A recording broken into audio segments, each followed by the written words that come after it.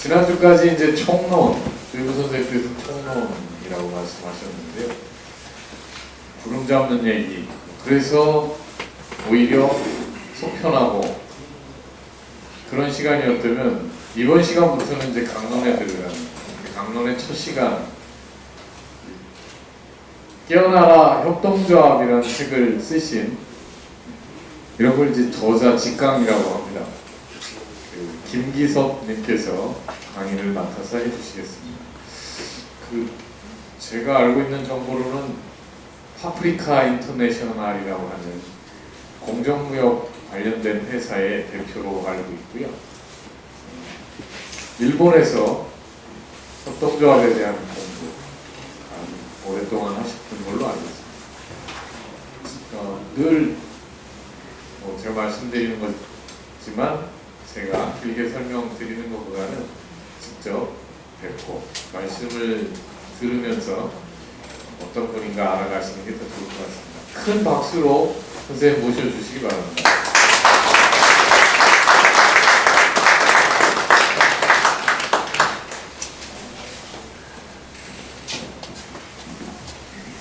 네, 지금 방금 소개받은 김기섭입니다. 한 20여 년 가까이 생활협동조합 생협일을 하다가 지난해 한 해 동안은 잘 놀고 호구주책을 마련해야 될 것 같아서 마누라가 하도 그냥 그만 놀고 와서 돈 좀 벌어오라고 등살이 아주 그냥 심해가지고요. 올해부터 그냥 뭔가 이렇게 손을 움직여서 뭔가를 좀 일을 해야 돼, 노동을 해야 되겠다 싶어가지고 커피하고 홍차 만드는 일을 좀 해보려고 새롭게 일을 좀 시작하고 있습니다. 깨어나라 협동조합이라고 하는 책을 지난해 4월 달에 출간을 했는데요. 그 책은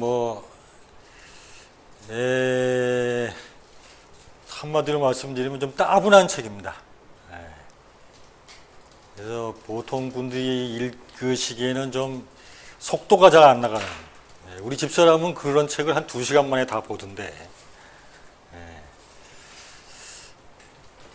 하여간 좀 따분한 책입니다만은 협동조합 관련돼서 한국 사람이 한국적인 스타일로 쓴 책은 사실은 별로 많지가 않은데 그 중에 하나 정도는 속하게 되지 않을까라고 생각을 하고 있습니다. 혹시 오늘 강의 들으시고 한번 읽어보실 생각이 있으시면은 구입해서 읽어주시고. 저 출판사가 돈이 없는 가난한 출판사라서 인쇄를 잘 안 줘요. 그래서 여러분들이 많이 사주셔도 저한테 들어오는 인쇄는 거의 없습니다.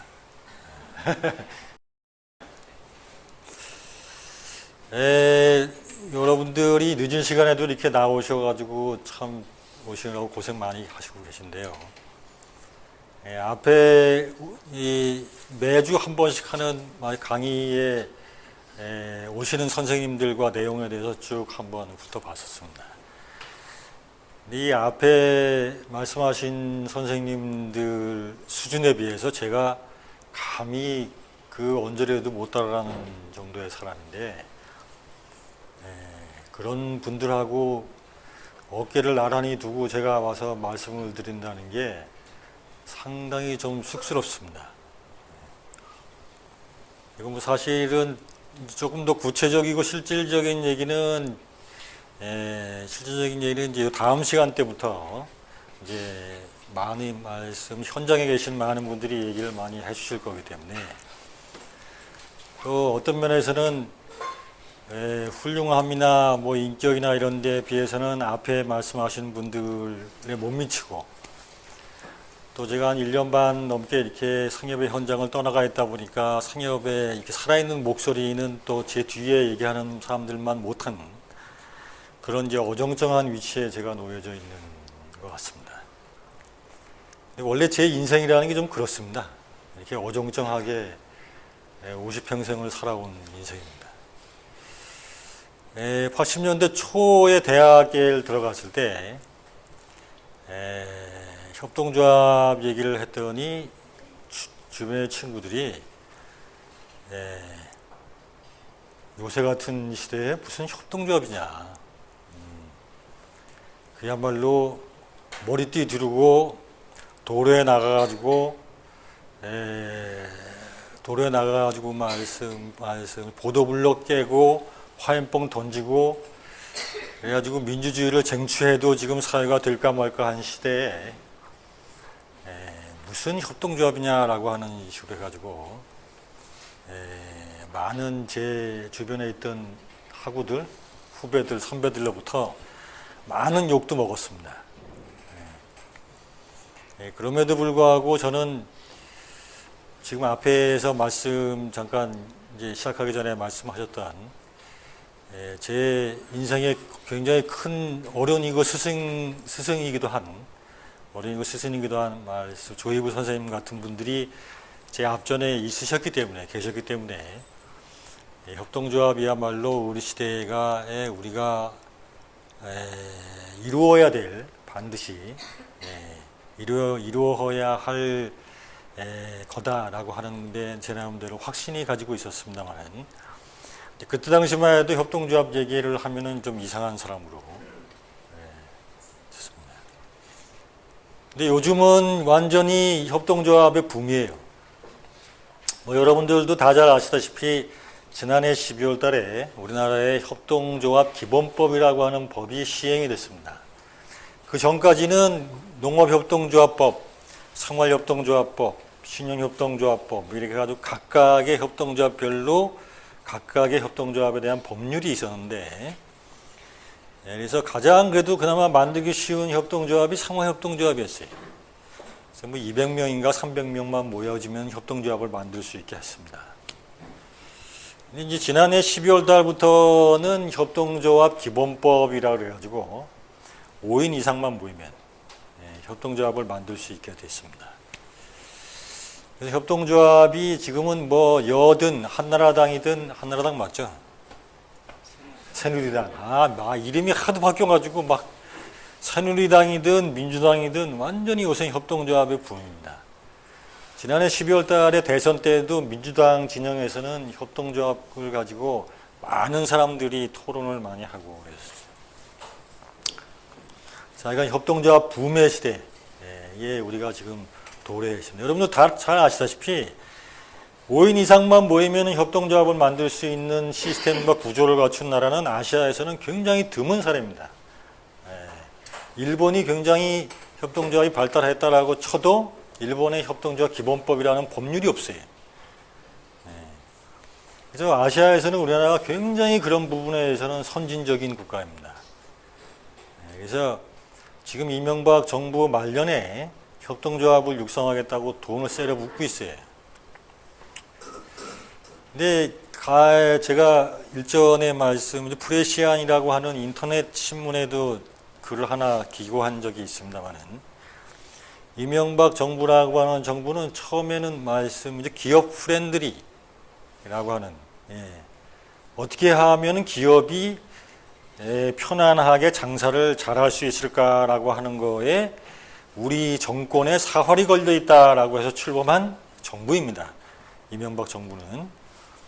그래서 뭐 여러분들 다 잘 아시다시피 747 정책이니 뭐 그래가지고 경제 성장률 연 평균 7% 뭐 이래가지고 막 내걸었었죠. 근데 하나도 달성 안 됐습니다만은. 근데 참 아이러니한 것이 맨 처음에 정부 출범할 때는 기업 프렌들리 정책으로 기업 프렌들리 정부로 출범한 이명박 정부가 정권의 말기에 협동조합 프렌들리 정부로 완전히 탈바꿈을 하고 있어요. 근데 가만히 보면 말씀이죠. 협동조합과 기업은 원래는 앙숙의 관계입니다. 앙숙의 관계. 원래는 기업이 가지고 있는 문제점과 폐해에 대해서 시민들이 뼈저리게 느낄 때 우리 스스로의 힘으로 그런 것들을 한번 넘어서 보자, 극복해 보자라고 하는 것이 협동조합입니다. 근데 똑같은 정부에서 그 정권의 초기에는 친기업으로 가다가 그 정권의 말기에는 친협동조합으로 바뀌어요. 굉장한 아이러니죠, 그죠? 근데 왜 그럴까요? 이게 오죽했으면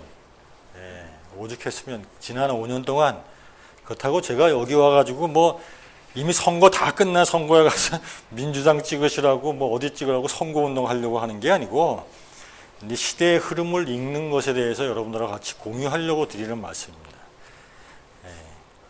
협동조합이라고 하는 것은 오죽했으면 그 사회의 국민들이, 시민들이 오죽했으면 처음에는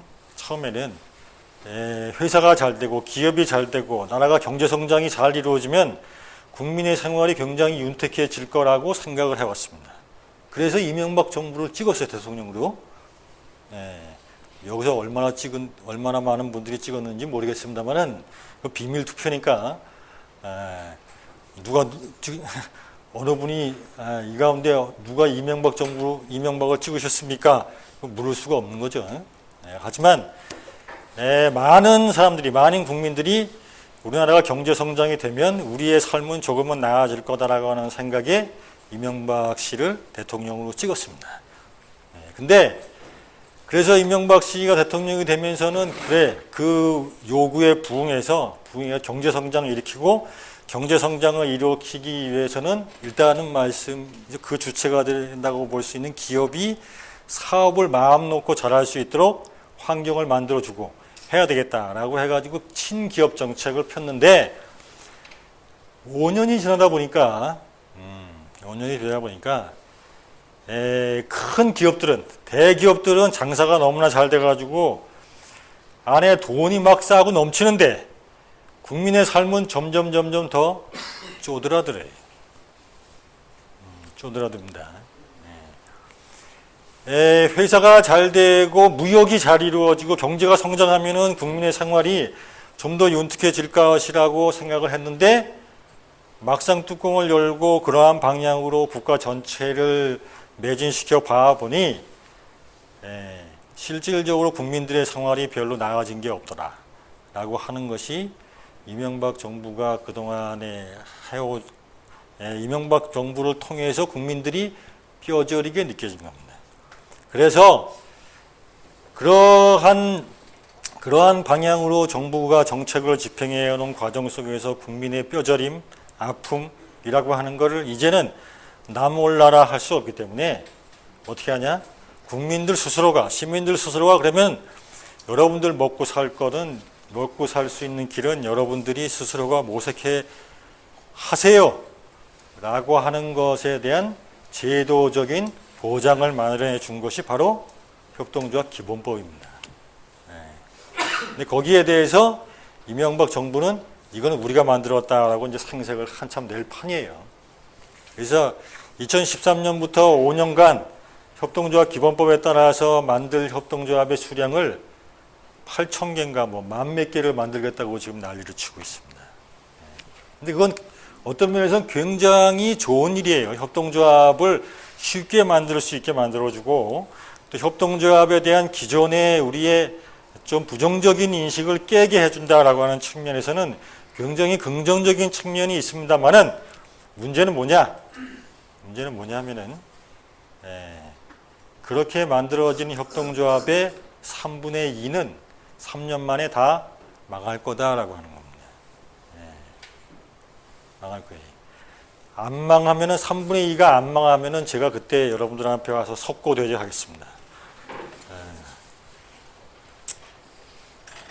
3분의 2가 다 망해먹을 거예요. 왜 그러냐면은 망해먹은 3분의 2 가운데의 반은 왜 망해먹을 거냐라고 하면 협동조합 만들면은 국가나 지방자치단체로부터 떡고물이라도 뭐 좀 떨어질까 하는 기대를 가지고 만든 사람들입니다. 지금 일부 지자체에서 협동조합에 대한 나름대로의 설립 지원부터 시작해가지고 지원책을 굉장히 많이 내놓고 있어요. 내놓고 있습니다. 그러니까 마치 그것이 사람들로 하여금 협동조합 옛날에 뭐하고 똑같으냐면 옛날에 60년대 말 70년대 새마을운동 하듯이 새마을운동 하면은 중앙정부나 지방자치단체로부터 뭔가 혜택이 많이 돌아오겠거니 라고 해서 만들어지는 곳들입니다. 그런 곳들은 3년 안에 그게 아니면 알게 되면 다 손놔요. 그래서 그래가지고 망해 먹을 3분의 2 가운데 반은 협동조합 만들면은 이제 정부로부터 지원받을 수 있다라고 하는 허황된 꿈이 깨지면서 망해 먹을 겁니다. 나머지 반은 왜 망하느냐? 협동조합 하면은 다 잘 될 거라고 생각하는 사람들이 또 그 가운데서 반이 협동조합 하는 과정 속에서 망해가 나갈 거예요. 협동조합이라고 하는 것이 밥 먹여주는 거 아닙니다. 협동조합은 기업하고 똑같아요. 여러분들 회사 차린다고 그 회사가 장사 잘 되라는 법이 있습니까? 천만의 말씀이에요. 협동조합이라고 하는 외피를 입었다라고 해서 그 사업체의 장사가 잘 되라는 보장은 털끝만큼도 없습니다. 오히려 일반 기업으로 운영하는 것보다 훨씬 더 복잡하고 힘들어요. 왜? 혼자서도 할 수 있는 결정을 다 모여서 밤새도록 회의하면서 결정해야 돼요. 그런 골치 아픈 일을 뭐하러 해요? 저는 요 다음 시간하고 그 다음 시간은 협동조합에 대해서 아주 구체적인 사례 얘기를 두 현장에 계신 분들이 와서 하시겠지만 협동조합에 대해서 마치 협동조합만 하면은 전부 다인 양 떠드는 분들은 다 사기꾼이다 라고 여러분들이 생각하셔야 돼요. 저도 이명박 정부가 협동조합 기본법 만들면서 그 덕분에 저도 한 두세 달 동안은 전국을 돌아다니면서 순회 강연을 했습니다. 근데 여러분 오늘 이 자리에 모신 분들은 그래도 민간 차원에서 모이는 축에서 굉장히 많이 모이시는 거예요. 보통은 어떤 데서 주관을 하냐는 시나 도에서 주관을 합니다. 그러면은 그 인근에 있는 공무원들이 빼곡히 앉아요. 그럼 연락에 제가 말씀을 드리잖아요. 그럼 맨 마지막에 질문 있습니다. 딱 그래요. 뭡니까? 그러면 근데 다 좋은데 그거 하면은 우리가 정부로부터 지원 얼마나 받아요? 그래요. 분명히 말씀드리지만 정부로부터 지원받는 거 아무것도 없습니다. 정부로부터 지원을 달라고 해도 안 돼요. 여러분들 여기 계시는 분들 중에 뭐 그렇지 않게 생각하시는 분들도 많이 계시겠지만 농업협동조합은 우리나라에서의 농업협동조합은 협동조합의 역사에서 가장 오래되고 세계적으로도 한국의 농업협동조합은 가장 훌륭한 성공 사례입니다. 어느 면에서 규모 면에서나 사업적인 면에서. 근데 여러분들이 농업협동조합을 내 삶을 의탁할 수 있는 내 거인 협동조합이라고 생각하시는 분이 몇 분이나 계세요? 그러면은 농업협동조합이 그렇게 안 가는 이유는 왜죠? 여러 가지가 있겠죠. 그 중에 하나가 뭐냐면은 농업협동조합이 진짜 그 협동조합의 주인인 농민인 여러분들, 조합원들의 의지에서 사업하고 여러분들로부터 의견을 모으고 하는 것보다 훨씬 우선해서 농림수산식품부에 의존하고 거기다가 목을 매달고 있기 때문에 그 협동조합의 주인은 농민이 아니라 정부예요. 정부니까 여러분들의 입장에서는 그게 내 협동조합인가 하는 겁니다. 마찬가지예요. 협동조합이 지자체가 됐든 중앙정부가 됐든 중앙정부가 됐든 그러한 말씀 공적인 기관, 정부와 긴밀하게 관계하는 것은 그것이 진보적인 정권이든 보수적인 정권이든 다 틀린 겁니다. 제가 좋아하는 서울시의 박원순 시장님이 요새 협동조합의 드라이브를 잔뜩 걸고 있는데 그건 협동조합 망해먹게 하는 첫걸음이에요. 그래서 요새 협동조합 진영도 상협을 포함해서 거기에 뭔가 낄 수 없을까를 하고 다 비죽비죽거리고 있습니다. 그게 먼저가 아니죠. 또 하나는 협동조합이라고 하는 것이 밥 먹여주는 게 아닌 겁니다. 협동조합이 밥 먹여주는 게 아닌 거라고 하는 것은 협동조합이 하는 사업을 통해서 협동조합이라고 하는 것이 경쟁력이 있어야 돼요. 일반 기업과 비교해서. 그렇지 않습니까? 일반 기업과 싸워서 협동조합이 이기는 힘이 있는 거예요. 그 이기는 힘을 발견 못하는 협동조합은 말만 협동조합이지 일반 기업과 다를 바가 하나도 없습니다. 오히려 일반 기업보다 더 못된 기업이에요. 그런 협동조합이 뭐 세상에 한둘입니까?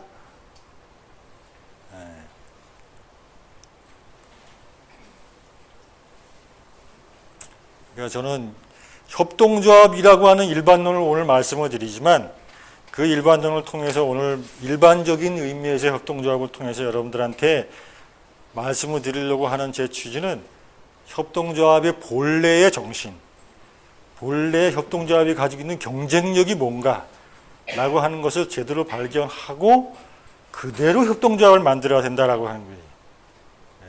그냥 세상이 떠들고 있는 협동조합 그런 거는 차라리 안 만들기만 못합니다. 세상을 더 혼탁하게 만들어요. 제가 서론이 좀 길었습니다만은 이제 서론이 길다 보면 이렇게 막상 본론에 들어가면은 시간에 쫓겨서 아무 얘기도 못 하는데 자, 저 오늘 말씀드릴 게 크게 보면 세 가지입니다. 협동조합이라고 하는 거는 우리가 살고 있는 우리가 자본주의 사회의 역사와 협동조합의 역사는 일치합니다. 그래서 자본주의 역사의 과정 속에서 협동조합이 어떻게 변화해 왔는가라고 하는 부분을 먼저 말씀드리도록 하겠고요. 그 다음에는 협동조합이 무엇이냐라고 하는 얘기를 그 다음에 협동조합의 정의, 가치, 원칙이라는 걸 통해서 말씀을 드리고 마지막으로 우리 시대에 나아갈 협동조합의 방향에 대해서 말씀을 드리도록 이렇게 세 가지를 가지고 말씀을 드리도록 하겠습니다.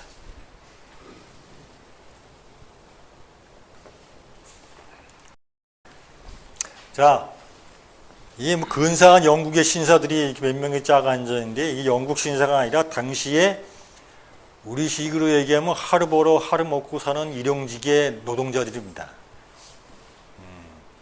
이게 뭐 입고 있는 옷들이 그 당시 평상복이 아니라 우리로 말하면 성당 교회 갈 때 입는 옷들이죠. 노동자들 여러분들하고 똑같습니다. 노동자들이 1844년에 로치데일이라고 하는 아주 작은 마을, 로치데일의 인구는 5만도 안 돼요. 여기가 몇십만이죠? 괴산이? 3만? 아, 딱 떨어지는 도시네. 딱 떨어진 데입니다. 이 로치데일이라고 하는 아주 작은 마을에서 그때 당시에 로치데일이라고 하는 마을은 영국이 막 산업혁명, 옷감 짜는데 옷감 짜는 거를 그동안에는 각각의 집에서 배틀로다가 짰다가 이제는 기계로도 짜는 그런 산업혁명이라고 하는 게 막 일어나면서 이 인근의 말씀 공장들이 많이 들어왔어요. 공장들이. 근데 이제 공장들이 잘 들어서고 공장이 운영이 잘 되니까 이 노동자들이 지금은 우리나라에는 노동자들도 노동조합이라는 걸 만들잖아요. 노동조합이라는 걸. 그래서 노동자들이 임금을 좀 올려달라. 아니면 뭐 시설을 조금 사람 일할 수 있는 시설로다가 뭐 개선해 달라. 이런 요구들을 노동조합을 통해 가지고 사업주에다가 같이 얘기도 하고 그럽니다.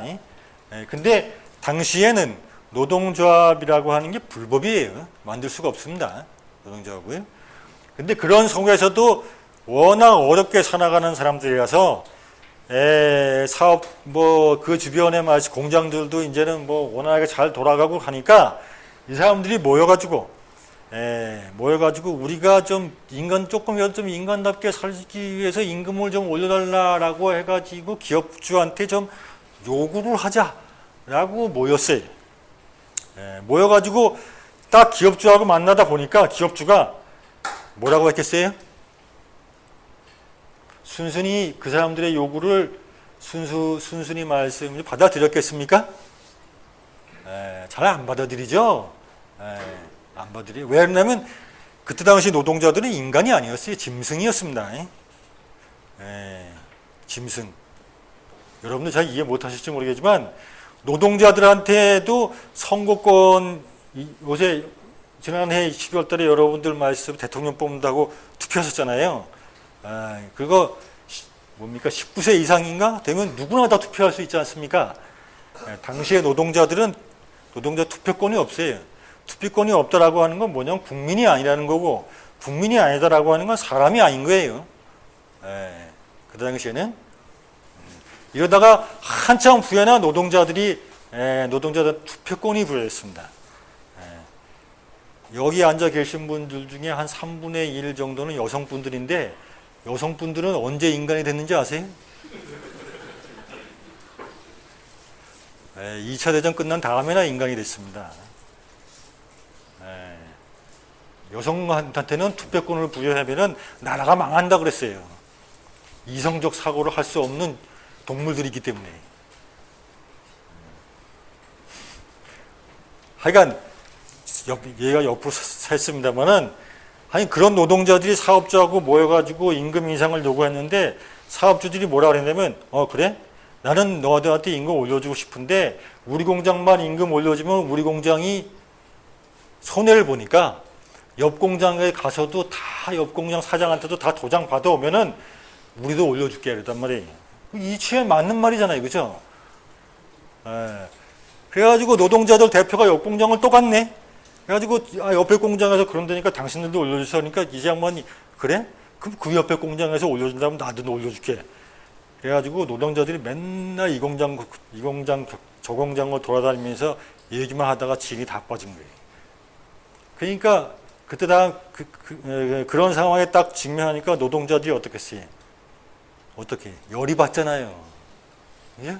노동자들 열 받으면 뭐 하죠? 파업하잖아요. 파업을 어떻게 합니까? 안으로 딱 들어가 자기가 일하던 공장 안으로 들어가서 공장 문 닫고 그 안에서 파업하잖아요. 그러면 어떻게 해?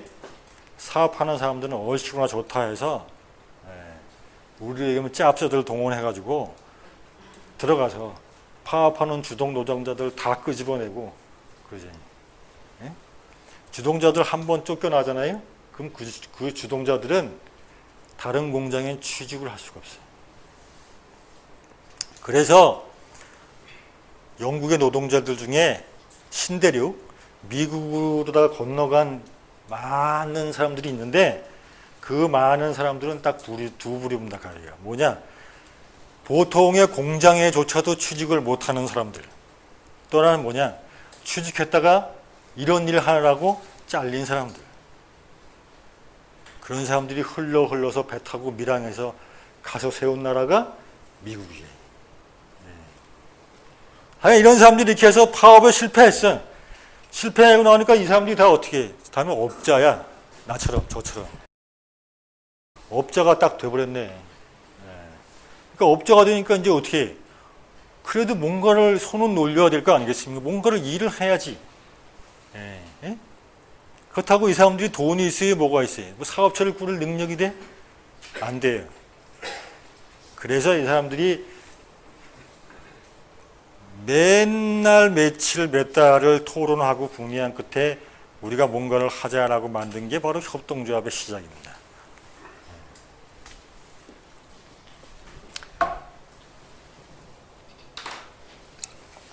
이 사람들이 제일 처음에 협동조합을 만드는 거는 뭘 만들었냐면 조그만 구멍가게를 하나 만들었어요.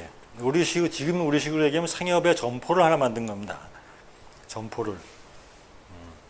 나중에 기회가 되면은 상협의 점포와 협동조합의 점포와는 점포가 달라요. 이제 이 가운데서는 상협에서 일하는 분들도 많이 계실 거지만 보통 얘기하는 상협에서의 점포와 로치데일이 구현하려고 했던 협동조합에서의 점포는 비슷하면서도 다른 면이 있습니다. 조금 더 들어가는 어려운 얘기입니다만, 하여간 처음에 시작했던 게 뭐냐면 협동조합 방식으로 점포를 운영하기 시작했어요.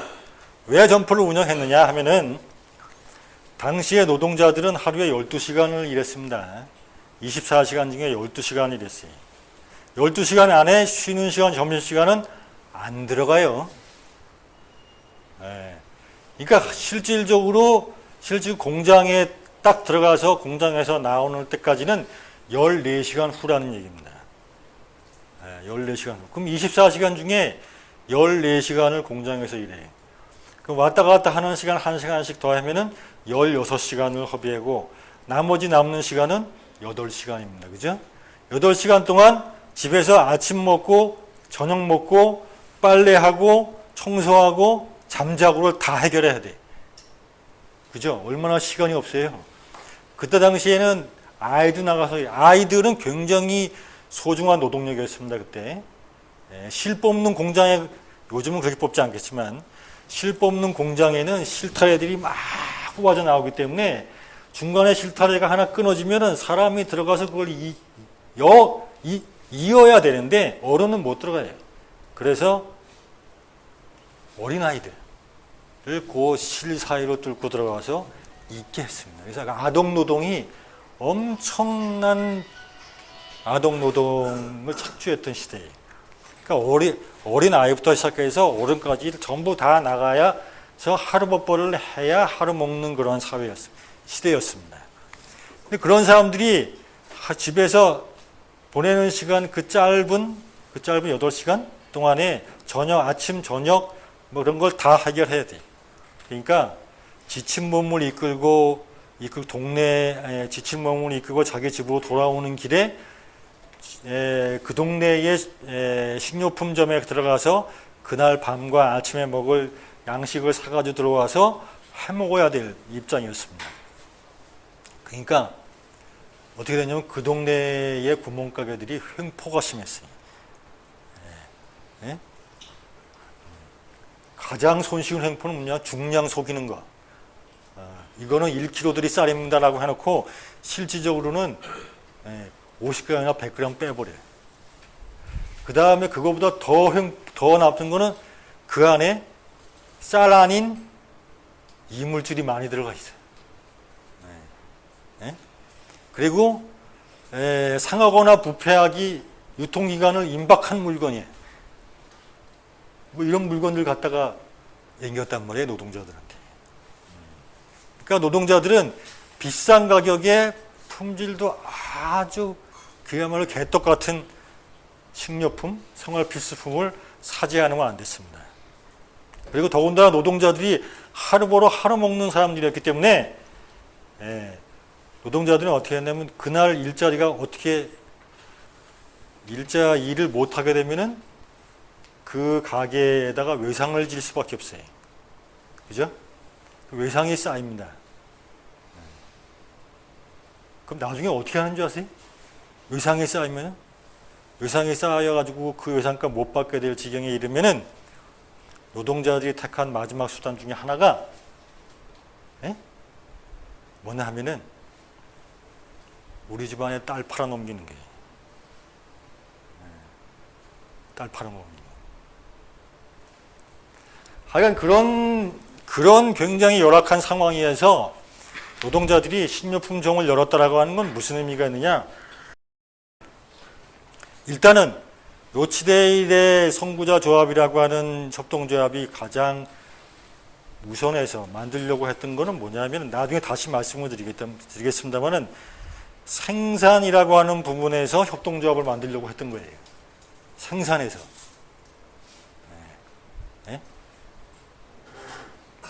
근데 생산의 영역에서 협동조합을 만드는 거는 뭐냐면 돈이 많이 들어가고, 그렇잖아요. 돈이 많이 들어가고 그거 운영하려면 굉장히 힘듭니다. 근데 거기에 비해서 노동자들도 인간이기 때문에 무조건 먹지 않으면 안 돼. 그래서 식료품점 뭐 여는 거는 상대적으로 쉬웠어요. 그래서 협동조합 방식으로 식료품점을 처음에 열었던 겁니다. 또 하나 식료품점을 열게 된 중요한 생각의 어떤 생각의 어떤 전환 중에 하나는 뭐냐면은, 아까 이 노동자들이 노동조합을 통해서 실패했다. 그 실패한 노동자들이 잘렸다. 잘린 노동자들이 할 일이 없었다.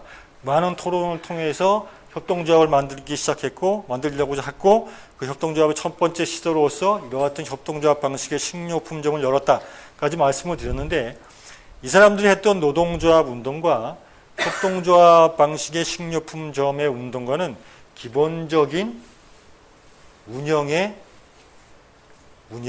기본적인 생각의 방식이 달라요. 뭐가 다르냐? 아주 쉬운 건데요. 노동조합이라는 거 하는 건 기본적으로 뭐냐 하면은, 노동자들이 힘을 모아서, 쉽게 말씀드리면은, 노동자들이 힘을 모아서 지금까지 내가 받는 일당이 하루에 5만 원이었는데 그걸 5만 5천 원으로 올려주십시오라고 하는 운동이에요. 그죠? 쉽게 말씀드리면. 근데 식료품점이라고 하는 건 뭐예요? 식료품점이라는 건 뭐냐 하면은, 내가 5만 원의 일당을 받았어요. 근데 그 5만 원 가지고 3만 원을 먹는 데 써. 그렇잖아요? 그러면은 그 먹는 데 쓰는 3만 원을 쉽게 말씀드려서 3만 원, 똑같은 3만 원을 써도 훨씬 품질 좋은 먹을거리를 사는 경우, 혹은 품질 좋은 먹을거리를 3만 원 안 주고도 2만 5천 원 주고도 살 수 있게 되면은 월급이 5천 원 오르는 거하고 똑같아요. 그죠? 그래요, 안 그래요? 그래서 저는 맨날 얘기하는 게 뭐냐면요, 이제는 바야흐로 여성의 시대예요. 왜 여성의 시대냐? 노동조합이 남성적 운동이었다면 협동조합은 여성의 운동입니다. 상업일에서 여성이 아니에요. 상업일에서 여성이 결코 아닙니다. 협동조합은 돈 많이 벌자고 협동조합 하면요, 100이면 100 다 망해. 협동조합의 가장 핵심은 뭐냐면요, 알뜰살뜰입니다. 알뜰살뜰. 그래? 우리 뭐 있는 거 가지고도 행복하게 살아보자. 이게 협동조합의 기본이에요. 기본. 거기서 그래, 있는 거 가지고 부족하니까 우리 더 벌어보자라고 나가는 순간 협동조합은 기업이 돼요. 그리고 협동조합으로서 가지고 있는 경쟁력이 점점 이루어져 갑니다. 없어져 가요. 그래서 이거는 로치데일이 점포를 열었다라고 하는 거 아닌, 이렇게 숨은 뜻이, 굉장히 중요한 의미가 이렇게 두 개가 담겨져 있습니다.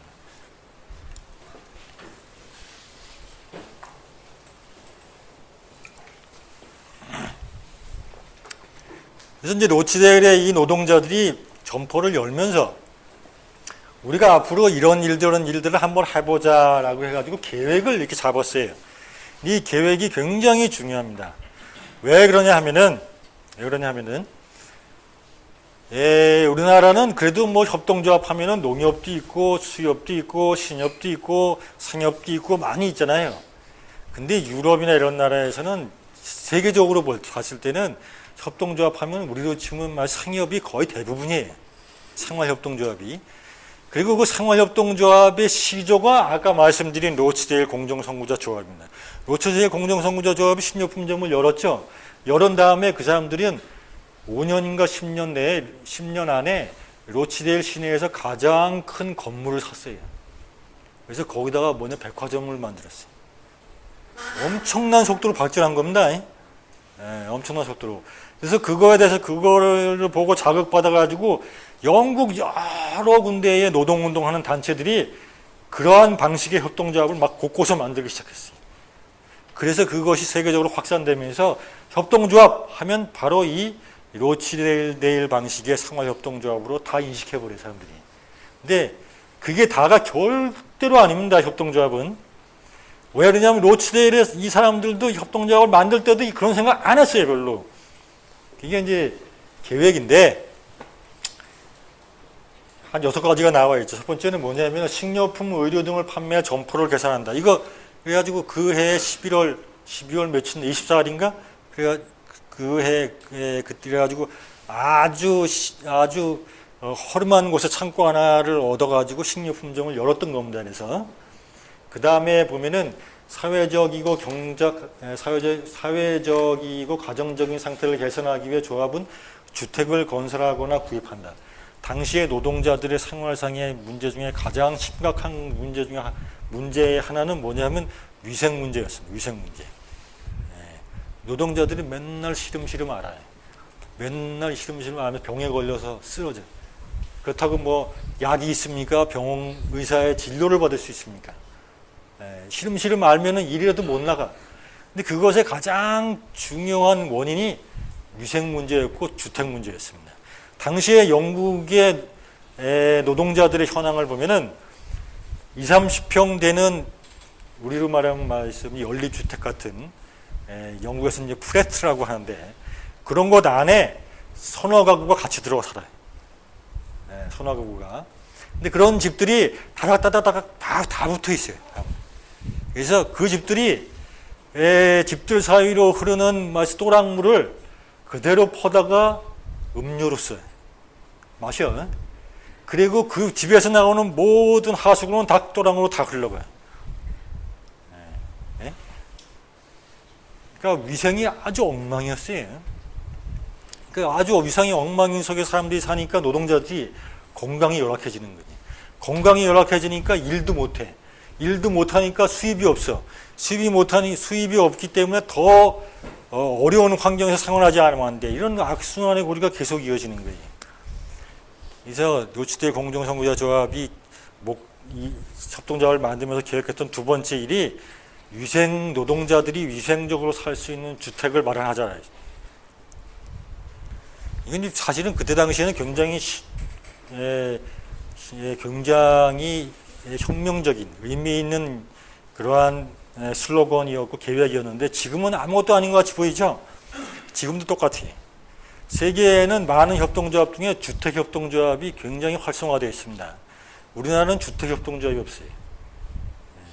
여러분들의 말씀, 괴산에 사시니까 잘 모르시겠지만 서울과 인근에 사시는 분들, 한국 사람들한테 주택 구입과 전세에 따르는 재반 비용만 신경 안 써도 살게 해주면 지금 수입의 3분의 1이 없어도 아무런 부담이 없어요. 그죠? 주택 구입하고 아이들 과외하는 비만 없어도 진짜 부자로 살아 우리나라는. 그잖아요? 근데 이게 바로 협동조합이 해결해야 될 과제들이에요. 협동조합이. 노동조합들은 다 지금까지 어떻게 해왔는지 아세요? 옆에 보니까 좋은 과외 시키고 말이야. 옆에 집 보니까 우리보다 훨씬 떵떵거리는 집에서 살아. 그러니까 나도 그만큼 할 수 있게 나도 올려줘. 이거잖아요, 다. 협동조합은 그게 아니거든. 그게 아닌 거예요. 그러니까 우리나라가 사실은 제가 보기에는 굉장히 그렇고 세 번째는 이제 실업한 조합원이나 낮은 임금으로 고생하는 조합원에게 일자리를 마련해 주기 위해 물품을 생산한다. 그 다음 주장이 조합원의 이익 증대와 생활 보장을 위해 조합원 약간의 토지를 구입하거나 빌려서 실직해 있거나 부당한 보수를 받고 있는 조합원으로 하여금 이를 경작케 한다. 자, 세 번째는 일반적인 산업이라든가 공업에 해당하는 부분이고 네 번째는 농업에 해당되는 부분. 이게 무슨 얘기냐? 우리 노동자 조합원들 중에서 생활이 곤란한 조합원들에게 일자리를 마련해 주자. 근데 그 일자리라고 하는 것이 그냥 일자리가 아니라 그 노동자들이 주인이 돼서 운영하는 기업으로서의 일자리를 마련해 주자 이겁니다. 그게 생산협동조합이에요. 생산협동조합. 네? 자, 그러면은 3번과 4번에서 생산한 물건이 어디로 갑니까?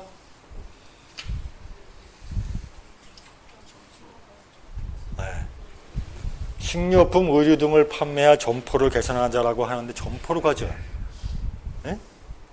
네. 그러니까 노동자들이 운영하는 점포가 소비라고 하는 축에 있고 노동자들이 주인이 돼서 노동하고 운영하는 일터가 생산 축에 있어요.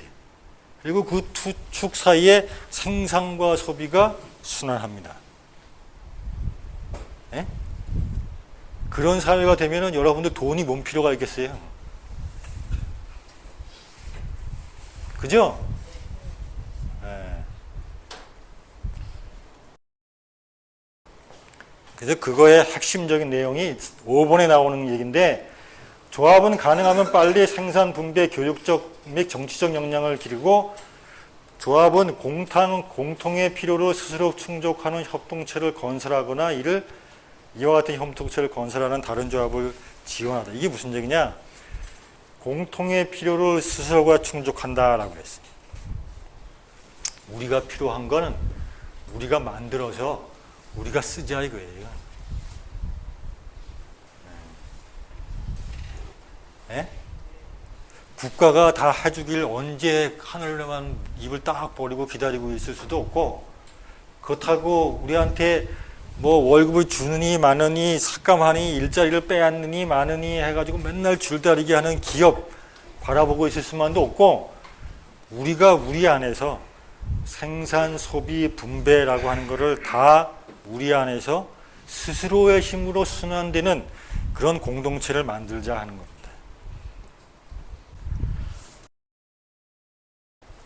이게 로치데일의 가장 핵심이에요. 핵심.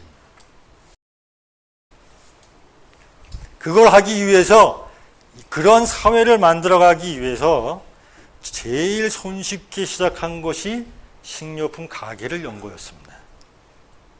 근데 식료품 가게만 커져버리니까 원래 지녔던 뜻은 다 없어져 버렸어요.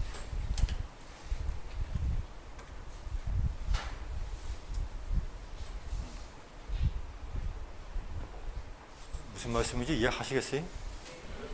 그러니까 우리가 협동조합 기본법에 따라서 5명 이상만 되면은 협동조합을 만들 수 있게 됐다라고 하는 것은 어떠한 의미를 지느냐 하면은 2번과 3번을 만들 수 있는 제도적인 틀거리가 마련됐다라고 하는 거예요.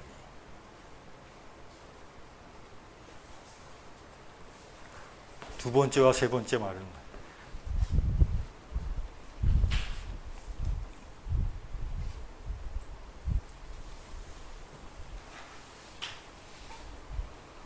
마지막 6번째는 이제 그때 당시에 노동자들이 술을 워낙 많이 마셔가지고 알코올 중독자들이 워낙 많아가지고 알코올 중독으로부터 먼저 벗어나야 뭔가를 일할 수 있는 창의적인 인간형들이 마련해야 되니까 그런 취지에서 이제 하여간 핵심은 저는 5번이 그래서 빨간 줄로 쳐져 있는 내용의 가장 핵심입니다.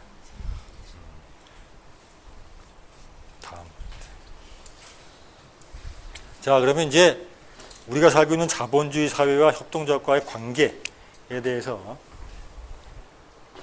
이게 좀 복잡한데 제가 9시까지밖에 시간이 없고 질의응답 시간을 보면은 아직 한 30분밖에 안 남아서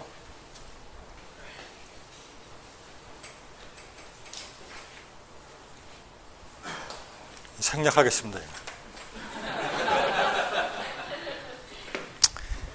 자,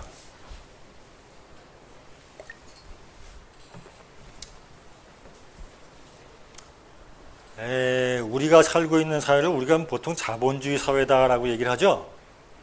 자본주의 사회라고 합니다. 여러분 말씀 돈하고 자본하고가 뭐가 다르죠? 어려운 말로 하면 자본이고 쉬운 말로 하면 돈이에요.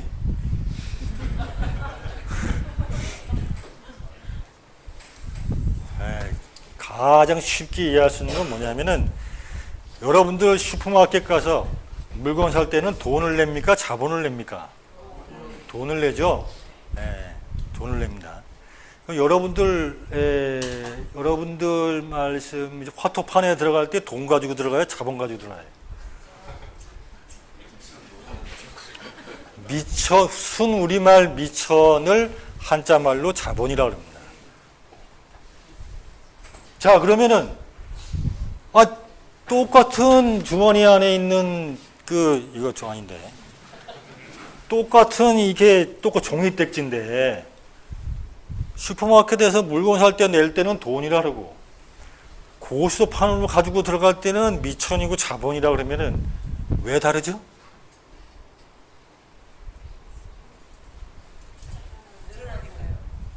바로 왜? 돈이라고 하는 거는 돈이라고 쓸 때는 뭐냐면은 여러분들이 슈퍼마켓 가서 10,000원짜리 물건을 사지 않습니까? 그러면 그거는 쉽게 얘기하면 뭐냐면요. 여러분들이 슈퍼마켓에 10,000원짜리 물건을 내 물건으로 하면서 내가 슈퍼마켓을 위해서 10,000원어치의 노동을 해줘야 돼요.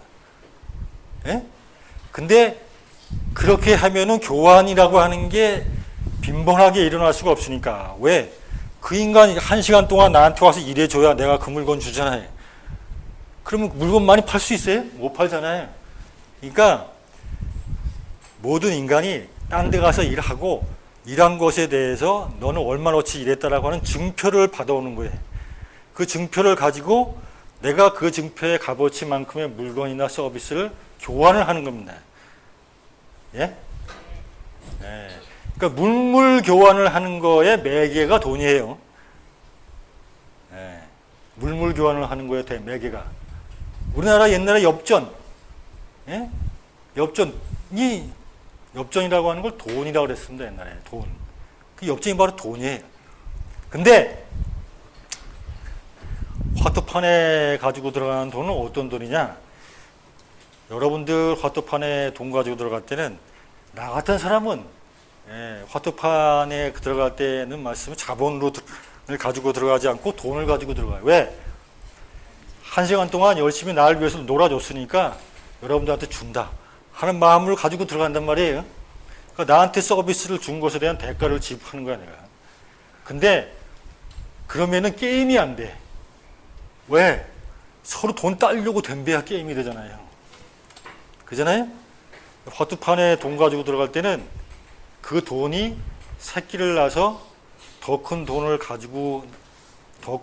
만들어서 가지고 나온다라고 하는 생각을 가지고 돈이 들어가야 치열하게 싸움이 붙어요. 재밌게. 그잖아요? 그래서 그때의 돈은 어떤 돈이냐? 너가 나를 위해서 1시간 동안 놀아줬으니까 수고비야 라고 해서 주는 돈이 아니고 돈이 새끼를 쳐서 더 큰 돈을 만들어내기 위한 돈인 거예요. 그런 돈을 가지고 우리가 뭐라 그러냐? 자본이다라고 부르는 거예요. 자본이다.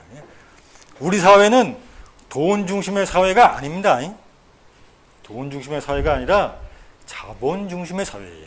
그래서 우리 사회를 돈 사회라고 안 부르고 자본 사회라고, 자본주의 사회라고 부르는 거예요. 돈하고 자본하고는 달라요.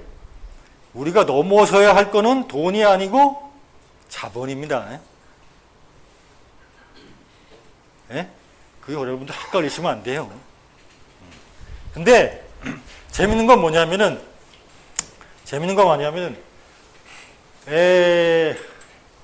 어떠한 과정을 통해 가지고 돈이라고 하는 것이 자본이 되느냐라고 하는 거예요. 돈이라고 하는 것이 자본이 될 때는 잘 보세요. 처음에 우리가 화투판을 들어갈 때 돈을 10,000원을 가지고 들어가서 열심히 내가 노동을 해서 12,000원, 20,000원을 가지고 나올 때 이 돈을 가지고 자본이다 그러는 거예요. 그죠? 똑같이 내가 돈 10,000원을 가지고 원료를 쌀을 5kg를 샀는데 샀어요. 그 5kg 산 쌀을 가지고 떡을 기가 막히게 만들어가지고 팔아서 그거를 2만 원에 팔았다. 예? 만 원어치의 쌀을 사서 2만 원어치의 떡으로 팔았다. 이거는 뭐냐면 자본이 되는 거예요. 그죠? 화폐가 상품의 과정을 통해서 더 많은 화폐가 되는 과정을 가리켜서 우리가 자본이다 라고 부르는 거예요. 근데 여기서 문제의 핵심은 뭐냐면은 잘 보세요. 쌀을 사가지고 방아를 찧어서 떡을 만들려면 뭐가 필요해요? 사람이 일을 해야 돼요. 그죠? 그잖아요. 예, 사람이 일을 해야 돼. 누군가가 와서 일을 해야 돼. 그럼 그 일하는 것에 대해 대가 지불 안 해요? 해야 되잖아요. 그걸 어려운 말로 뭐냐면 노동력을 산다라고 그래요. 예?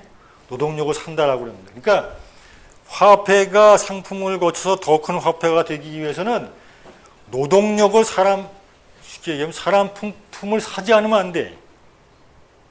사람 품을. 그죠?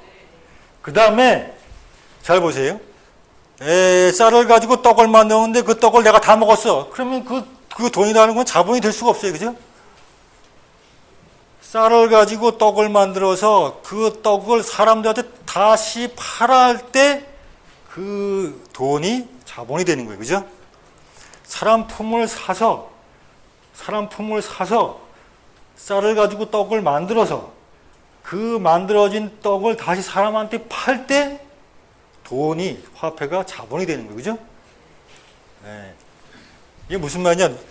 사람 품을 사야 되고 사람 품을 사서 만든 상품을 다시 사람한테 팔아야 돼. 그죠? 이 과정에서 그러면은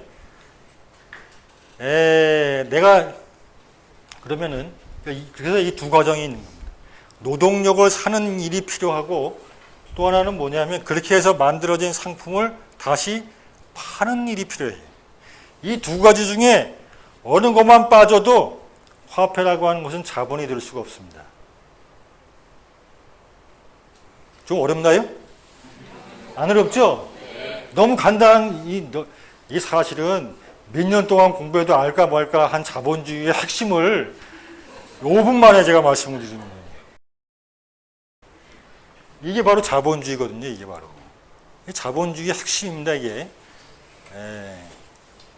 자, 여러분들 잘 생각해 보세요. 잘 생각해 보세요. 아, 나는 내 노동력을, 내 품을 말씀, 자본주의 기업에게 나는 안 팔 거야. 내 품을 안 팔 거야. 하는 사람이 대다수면 그 자본주의가 유지가 되겠어요? 안 되죠? 또, 거꾸로, 나는 자본주의 기업이 생산하는 물건은 안 살 거야. 하면 자본주의가 성립이 돼요? 안 돼요. 그래서 자본주의를 극복하는 노동자들의 운동은 크게 두 가지가 나옵니다. 하나는 뭐냐면 내 노동력을 팔지 말자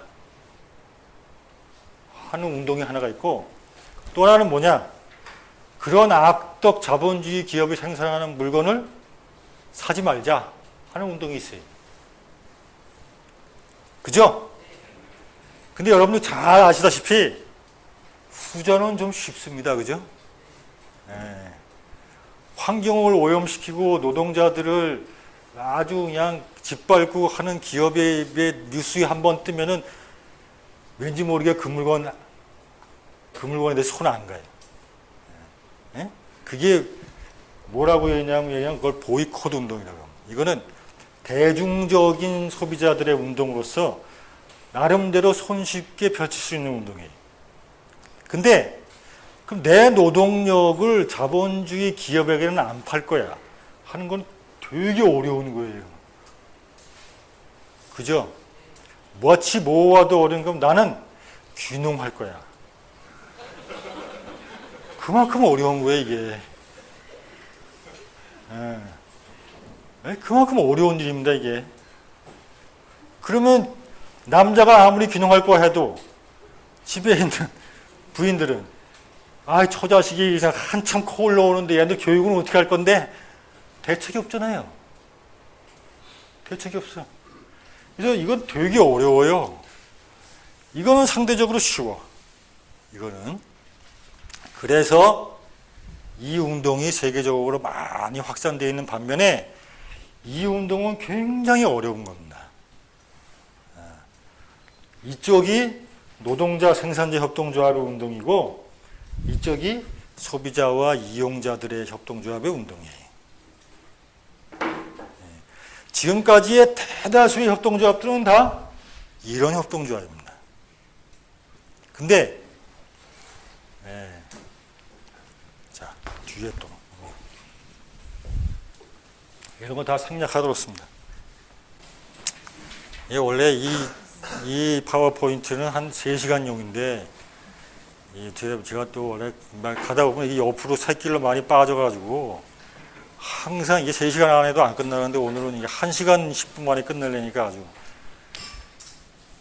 그래서 이제 지금까지 협동조합의 흐름이 이제 그렇다라고 하면은 이제 우리가 일반적인 자본주의의 기업과 우리가 오늘 말씀드리는 협동조합과의 어떤 큰 차이와 더불어서 협동조합 내에서의 이 소비자들의 협동조합과 노동자들의 협동조합의 차이에 대해서도 잠깐 말씀을 드리도록 하겠습니다.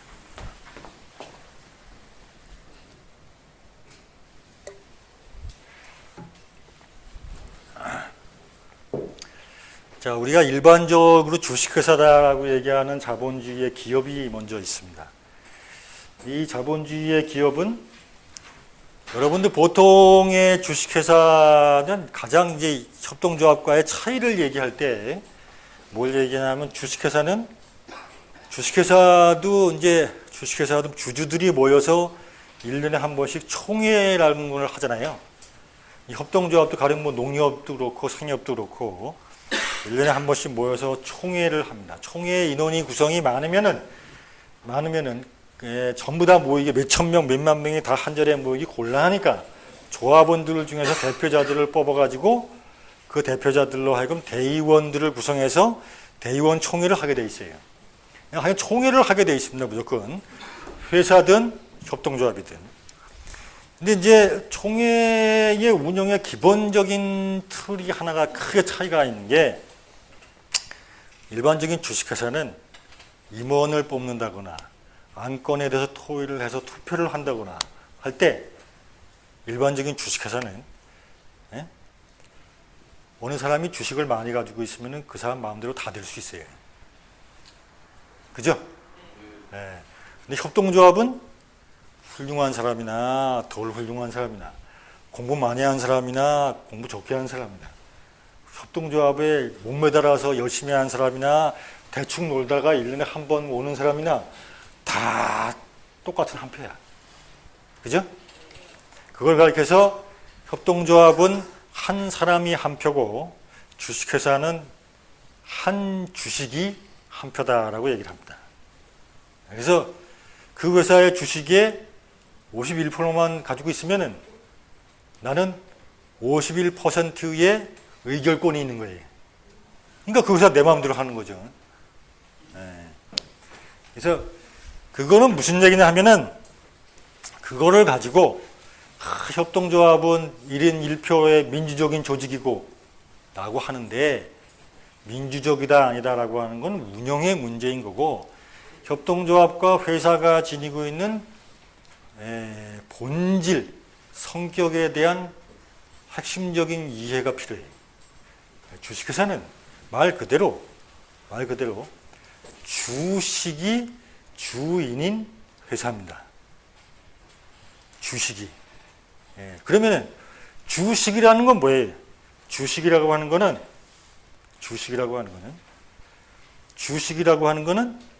자본이라고 하는 것이 회사에 들어갈 때 넌 얼마가 들어왔어라고 하는 차용증이에요.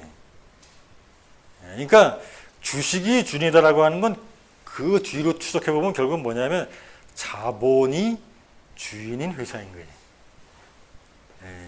근데 기본적으로 자본은 속성은 속성은 아까도 말씀드렸다시피 자본은 끊임없이 자기를 배불리려고 하는 속성이 있어요. 그죠? 근데 그놈의 자본은 말을 못해. 아니면 사람이 자본의 말귀를 못 알아들어. 그잖아요. 그러니까 어떻게 하냐면은 자본을 가지고 있는 대리인이 주주총회에 참석해서 자본을 대신해서 자기 의사를 발표하는 거예요. 예? 그러니까 결국 핵심은 뭐냐면은 주식회사라고 하는 자본주의 기업이라고 하는 거는 뭐냐면 주인이 누구냐라고 하면 자본이라는 거예요. 자본. 저는 이거는 나쁘다고 보지 않습니다. 아주 솔직한 거예요. 솔직한 거예요. 이 나름으로. 근데 거기에 비해서 협동조합이 1인 1표다라고 하는 것은 민주적 운영을 하기 위해서 열심인 사람이나 덜 열심인 사람이나 똑똑한 사람이나 못난 사람이나 다 한 표다가 중요한 것이 아니고 이거는 말짱 꽝이에요. 이건 별 하나도 안 중요한 거예요. 핵심은 뭐냐면요. 협동조합의 주인은 사람이다 하는 거예요. 사람이다.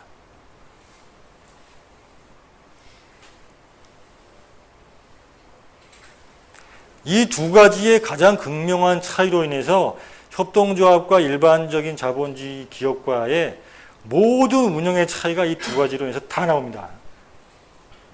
다 나와요. 이 두 가지 때문에.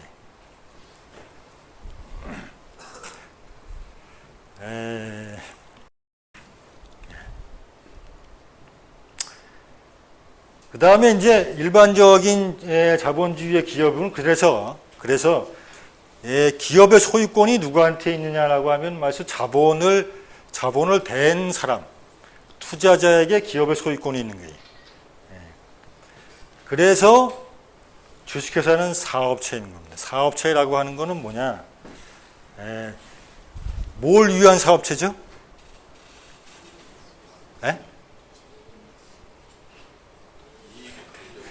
이익을 많이 내는 거잖아요. 이익과 이윤을 많이 내는 건데 이익과 이윤을 많이 낸다는 건 뭐죠?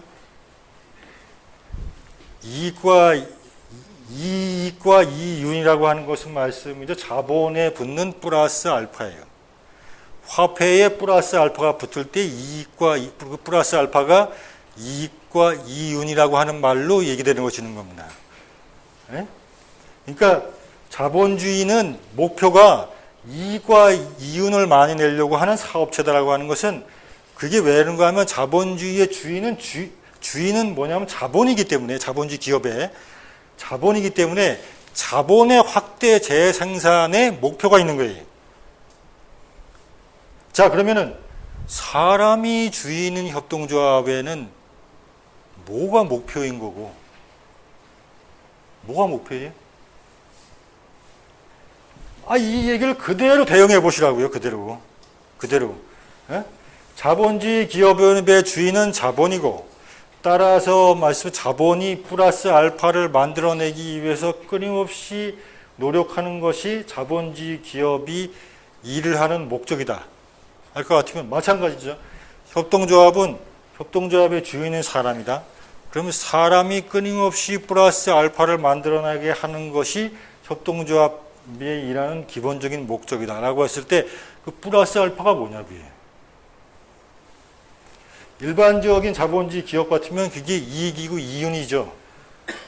왜 그런가 말씀이 자본이라고 하는 건 원래 그런 거니까. 그럼 사람에게 붙는 플러스 알파는 뭐예요?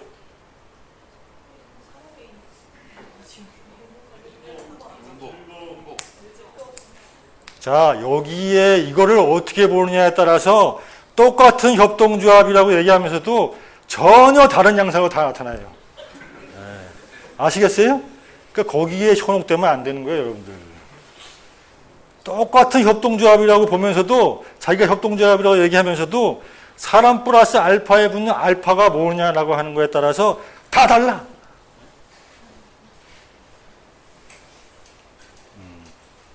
저는 그런 엉터리 협동조합은 차라리 기업만 못하다고 보는 거예요. 기업은 깨끗해요. 왜?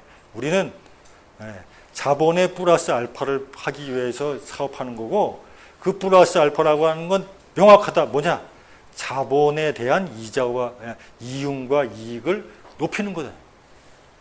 그건 그 논리로 보면 맞는 얘기예요, 이거는. 근데 바깥으로는 근사하게 사람이 중심이고 중이라고 얘기하면서 실질적으로는 사람 플러스 알파에 붙는 알파는 완전히 기업에 가 있으면은 그게 뭐야 이게? 그건 기업만 못하지. 그런데 왜 그거를 일반 기업으로 안 하고 협동조합이라고 굳이 불러야 돼요? 거기까지 가면 이제 할 얘기 많지만 생략하고 하여간 그래서 이제 하여간 이런 겁니다. 그게 협동조합과 일반 기업의 가장 큰 차이. 근데 협동조합에서의 또 하나의 두 부류는 뭐냐면 이용자, 소비자의 협동조합이 있고 또 하나는 노동자, 생산자의 협동조합이. 지금까지의 농협, 수협, 산림업 협동조합, 여변처 뭐 이런 거 생협 포함해서 다 한 8개 협동조합들은 다 이용자의 협동조합. 이용자. 여러분들 농어협동조합에 조합원이신 분들 많죠? 농어협동조합에서 여러분들이 농업 생산을 공동으로 하고 하는 일들이 뭐가 있어요? 농어협동조합에 대해서 여러분들, 농어협동조합과 여러분들과의 관계는 뭐냐면 다 이용자입니다. 그렇잖아요. 농약과 여러분들은 안 그러시겠지만은 농약이나 비료 사와, 물건 사오는 이용하는 거죠, 물건을. 내가 생산하는 물건을 공동으로 판매하는 판매, 이건 뭐예요? 내가 판매할 서비스를 대행해 주는 거예요. 서비스 대행 업체한테 부탁하는 거하고 똑같은 거예요. 그죠? 다 이용자의 협동조합입니다, 다 그건. 농업협동조합은 안 그런, 농업협동조합이 여기에 생산자, 노동자 협동조합에 들어가느냐 마느냐를 가지고 많은 논란이 있지만 지금은 안 들어간다라고 선을 농업협동조합을 이쪽에다가 집어넣는 이유 중에 하나입니다. 그것이. 농업협동조합까지 포함해서 지금까지의 우리나라의 8개 협동조합들은 다 이용하는, 물건을 이용하든 서비스를 이용하든 이용하는 사람들의 협동조합이에요. 이용자, 그러니까 그 이용하는 상업에서 물건을 사는 사람들이 물건을 파는 사업체를 소유하고 있는 거예요. 예? 그렇잖아요? 그러니까 그 사업체가 딴짓을 못하게 막는 거지. 그죠? 예. 농약이나 비료를 사고 물건을 시장에다 파는 거 대행해주는 서비스를 맡아 하는 그 사업체를 농민이 소유하고 있는 거예요. 그게 바로 농협인 거죠. 예. 그러니까 그 농협이 딴짓을 못하게 막는 최소한의 장치인 거예요, 이게. 최소한의. 근데 거기에는 반드시 무슨 문제가 나오느냐 하면은 말이에요. 무슨 문제가 나오냐 하면은, 이용자와 노동자 사이에 대립과 갈등이 나옵니다, 거기서. 왜? 소유는 이용자가 소유하고 있는 구조인 건데, 그죠? 실질적으로 소유하고 있는 주인은 그 사업에 대해서는 아무런 노동도 안 해. 그죠?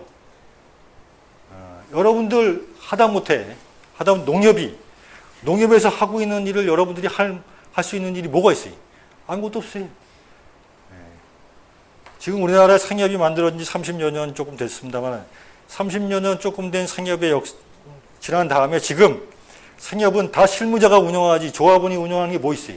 조합원이 1년에 한 번 총회 때나 한 달에 한 번 이사회 때 의결하는 것밖에 더 있습니까? 노동과정에 조합원은 아무런 참여가 없어요. 그러니까 실질적으로는 다 뭐냐면 직원이 운영하는 거예요. 직원이 빠져보면 다 그날로 문 닫아요. 그러니까 그 과정에서, 그리고 거기서 일을 하고 있는 직원의 입장에서는 자기들이 이렇게 하고 싶은데 별로 그렇게 뭐 한 달 내내 관심도 없다가 이사회 때나 총회 때나 한 번씩 와가지고 주인이랍시고 떠들고 가면 얼마나 골치 아파요. 그잖아.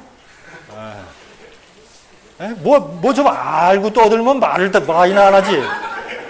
알지도 못하는 거 와가지고 그냥 자기가 주인합시고 떠들고 간단 말이에요. 그러니까 미치는 거지. 예.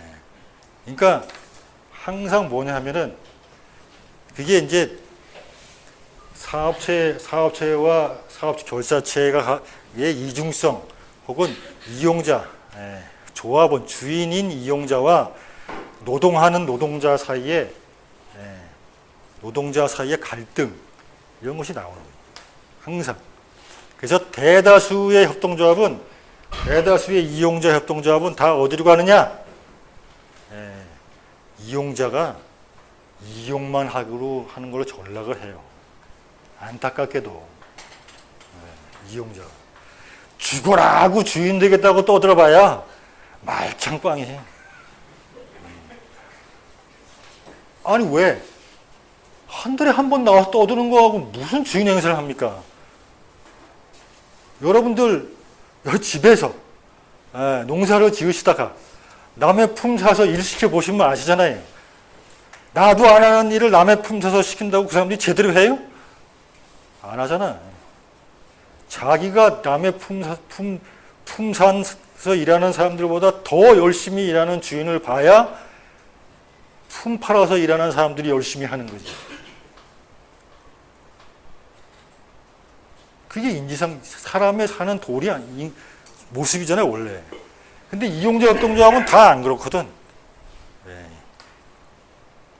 그러니까 결국은 이용자 협동조합들은요, 형태는 협동조합이지만 내용적으로는 기업화되어 갑니다. 다. 뭐 안 그렇게 가는 길도 있긴 해요. 있긴 한데 그 길은 제가 아무리 떠들어도 제가 생협에 있을 때도 백날 떠들었는데도 백날 소비의 경위를 끼더라고요. 그래서 이제 안 떠들기로 했어요. 그래서 이제 또 하나가 축이 아까 저기 두 가지 있었지 않습니까? 앞전에 슬라이드에서. 또 하나가 노동자, 생산자 협동조합인데 이건 뭐냐면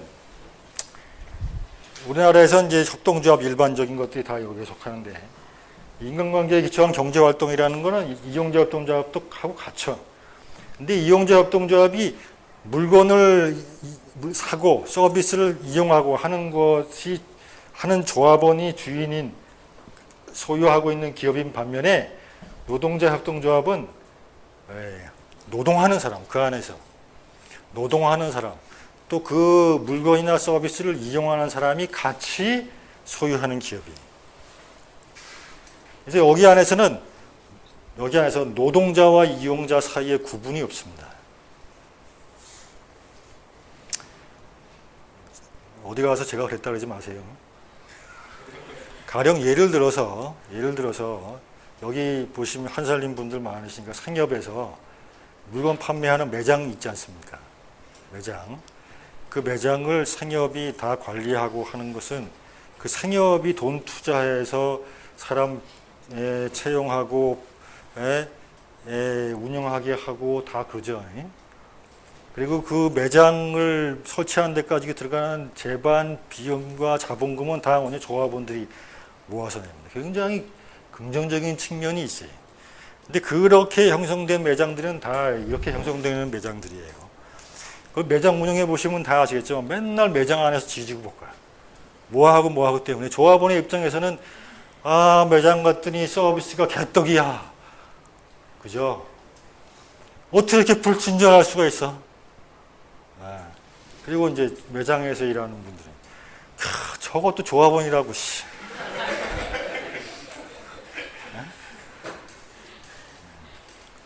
조합원을 향해서는 그러고 더 위에 말씀 본부에 이제 일반적으로 매장 관리하는 사람들은 이제 뭐 일용직은 아닙니다. 파트타이머 같은 노동의 신분들이시니까 그런 분들의 입장에서는 저기 사계에서는 너네는 정규직이잖아. 맨날 우리를 보고만 맨날 말이야 그냥 주받기만 하고 이래라 저래라만 하고 말이야. 현장도 못 알아주고 말이야. 샌드위치야. 이런 구조거든요, 이게. 이 구조 속에서 이용자와 노동자 사이에 샌드위치를 만들어 놓은 게 지금 상협에서 매장을 운영하는 정도의 노동을 하는 사람들입니다. 예를 들면 그래요. 왜? 노동자의 입장에서 보면은 이용자인 주인들하고 다이렉트로 부딪히는 게 부담이거든. 네? 내가 이런 말 하지 따르지 마세요. 그거 엄청 부담인 거예요. 왜? 머리로는 그분들이 주인이거든. 더군다나 그런 노동자들은 살림도 안 하는 노동자들이니까 물건에 딱 들어가면은 전문 지식이야 많이 알겠지만 그걸 가지고 요리해 본 적이 별로 없어요. 그러니까 진짜로 딱 해가서 맛부터 시작해서 신선도의 문제라든가 이런 것들이 사소한 거에 대해서는 시각이 안 미쳐요. 그러니까 맨날 깨지지.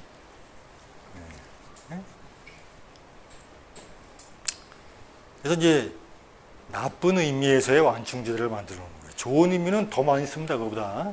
제가 오늘 얘기 안 합니다만은. 근데 그 두 축이 부딪히는 거예요. 근데 제가 보기에는 대한민국 한국 사회의 상협의 태반은 두 축이 부딪혀봐야 승부는 빤해요. 제가 보기에는 그 빤한 승부에 많이 목매달아 있는 우리 대한민국의 우리나라의 참 여기 계시는 어르신들 같은 참 좋으신 생산자분들이 그 피해를 앞으로 다 당할 거기 때문에 가슴이 아프긴 하지만 어쩔 수 없으면 어쩔 수 없는 거죠.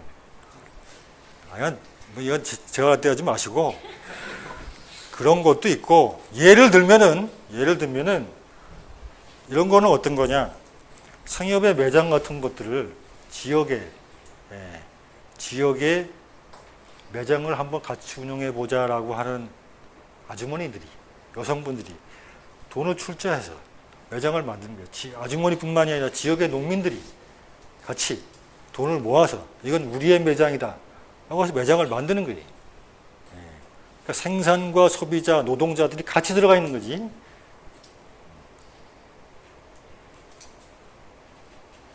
비슷한 것 같으면서도 엄청나게 다릅니다. 근데 후자로 갈 때는 이게 이쪽 방향을 이 방향으로 가잖아요. 이 방향으로 가면은 눈에는 안 들어와요. 눈에는 왜? 한국 사회는 이게 규모의 논리가 지배하는 사회이기 때문에 거기가 맨 처음에 매장이 10개였는데 한 3년 지나가 보니까 100개가 됐어. 그렇게 잘 된대? 이런 거에는 눈이 휘가닥 뒤집혀도 10개가 15개 되고 15개가 20개 됐는데 그 20개 된 것이 얼마나 그 안에서 활력 있고 재미있게 운영되고 하는 거에 대해서는 관심이 없어요.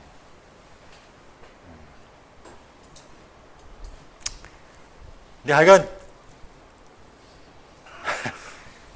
이런 협동조합이 많이 앞으로 나올 거다라고 하는 거예요. 근데 이거 우리나라의 상황뿐만 아니라 세계 여러 나라의 경과들이 다 그렇습니다. 1990년대 이후에 사실은 이용하는 사람들이 주인이 되는 협동조합은 사람과 사람 간의 관계성이 굉장히 희박해요. 그잖아요? 그렇잖아요.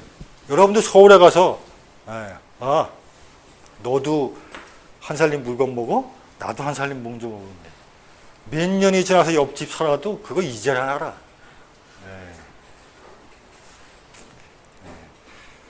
제가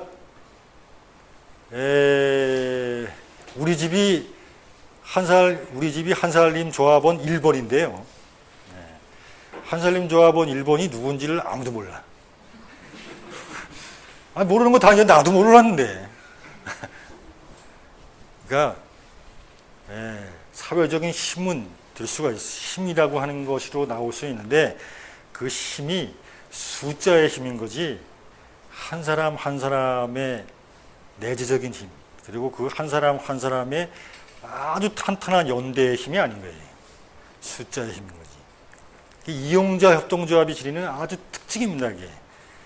그래서 90년대 이후에는 그것도 중요하겠지만 사람 한 사람 한 사람 사이에 아주 긴밀한 연대성을 강화시킬 필요가 있겠다 라고 하는 취지와 협동조합이 그 협동조합의 구성원인 조합원에게 뭔가 혜택을 주고 좋은 거 주고 좋은 물건 주고 좋은 서비스 주는 협동조합만이 아니라 우리 사회 전체, 지역사회 전체를 위해서 뭔가 도움이 되는 협동조합이 되어야 되겠다라고 하는 사회성, 이 두 가지를 강조한 협동조합들이 1990년대 이전까지는 유럽이 이용자들의 협동조합이 굉장히 활발하게 진행됐다가 1960년대, 70년대까지 80년대 들어서는 이용자 협동조합이 도태하기 시작했어요. 도태. 왜? 아니 협동조합하고 기업하고 별반 틀린 것도 없는데 저도 얼마 전에 프레시안에서 글 써달라 그래가지고 협동조합하고 공정무역에 대해서 글을 쓴 적이 있는데 내가 봐도 한심하게 구라를 쳤어요. 왜 구라를 쳤냐면 요새 협동조합 붐이니까 협동조합 좋다는 얘기 하지 않으면 안 돼. 그래서 뭐라고 쳤냐면요. 유럽에서 공정무역을 하는 거는 협동조합이 최고고 막 그랬어요. 순뻥이에요. 유럽의 양심적인 슈퍼마켓 가면요. 커피 홍차는 다 공정무역 제품이에요. 양심적으로 일하는 특히 막 영국 같은 데는 협동조합보다 막센 스펜서라고 하는 슈퍼체인망이 국민들로부터 더 지지를 받고 있어요. 우리나라의 슈퍼마켓, 우리 동네 가게다라고. 뭔 얘기 하다가 그러고. 하여간, 프레시안. 협동조합이 좋은 일을 많이 하고 있지만요. 그 협동조합이 가지고 있는 사회를 한 발, 두 발 앞서서 깨쳐나가고 개척해나가고 새로운 걸 일으키고 하는 힘은 거의 없어요. 협동조합이 도태하기 시작했단 말이에요, 이게. 근데 이제 협동조합의 도태는 나쁘게 볼 게 아닙니다, 저는. 아까도 식사하고 말씀 반주 한잔 하면서 조혜비 선생님하고도 말씀을 나눴습니다만은 협동조합에도 생로병사가 있어요. 생로병사가. 근데 사람이 늙어가는 거를 후회하고 안타까워할 필요가 뭐 있습니까? 늙어가면 늙어가는 거죠. 자연스럽게 받아들여야 돼요. 문제는 뭐냐 하면은 늙어가는 사람의 뒤를 잇는 새로운 아이가 없다는 거에 문제예요. 네? 협동조합이 늙어가고 쇠퇴해가고 하는 게 문제가 아니라 쇠퇴해가고 늙어가는 건 당연한 거예요. 왜? 협동조합은 사람의 조직이기 때문에 그 사람의 조직의 활력이 없어지면은 어떠한 문제의식을 가지고 협동조합이 처음 출발할 때 활력을 느끼지만 그것이 어느 정도 달성이 되면은 협동조합의 활력이 없어져요. 그 안에서. 그럼 그건 일반 기업화 되거든요. 그럼 문제는 뭐냐면 그럼 새로운 활력원을 찾아서 다시 아이를 잉태해내야 되는데 그렇게 하려면 엄청난 도전의식이 필요해야 돼요. 같은 세대의 사람으로서는. 무슨 얘기냐? 40, 50이 넘어서 이제 애를 또 낳을 생각을 해야 된다고요. 그거하고는 똑같이 도전의식이 있어야 되는 거예요. 근데 그런 도전 하기 싫거든. 그러니까 그냥 묻혀가는 거죠. 묻혀가기 싫거든, 그리고. 그러니까 어떻게? 유지하려고 하는 거예요. 세상에 제일 들어온 게 뭐냐면은 나이 늙어가는 사람이 나이 늙은 꼬라지를 못할 때가 제일 들어온 겁니다. 제 말이 틀려요, 맞아요?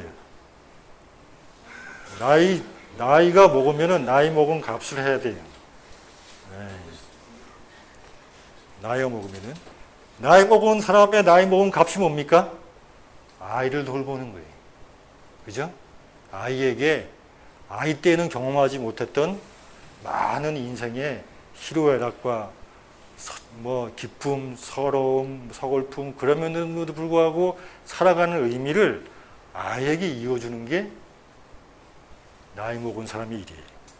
협동조합의 상대명사도 똑같습니다.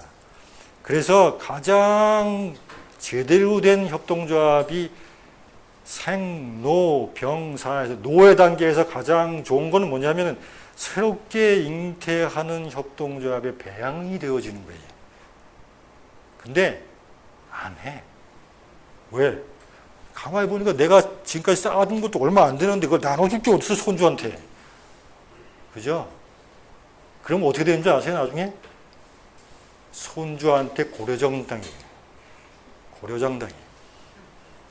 분명합니다. 그건 그 서구의 협동조합의 역사가 말해주고 있어요. 이런 협동조합들이 막 나오는 겁니다. 그러니까 새로운 협동조합의 잉태, 사회성과 연대성을 강조한 협동조합들이 지역사회 곳곳에서 막 나오는 거예요. 그거를 지금까지의 이용자 협동조합, 규모화된 협동조합들이 잘 잉태해주고 나오면은 그 사회는 굉장히 근사한 사회가 되는 거고, 이것들이 감히 내 시장에 대해서 치고 들어와? 하기 시작하면은 그때는 전쟁이 나고, 처음에는 거대한 이용자 협동조합이 이기는 짓이 보이지만 결국은 사람들에게 희망을 주는 건 이런 새로운 협동조합들이기 때문에 다 새로운 협동조합으로 다 사람들의 관심이 이전해버려요.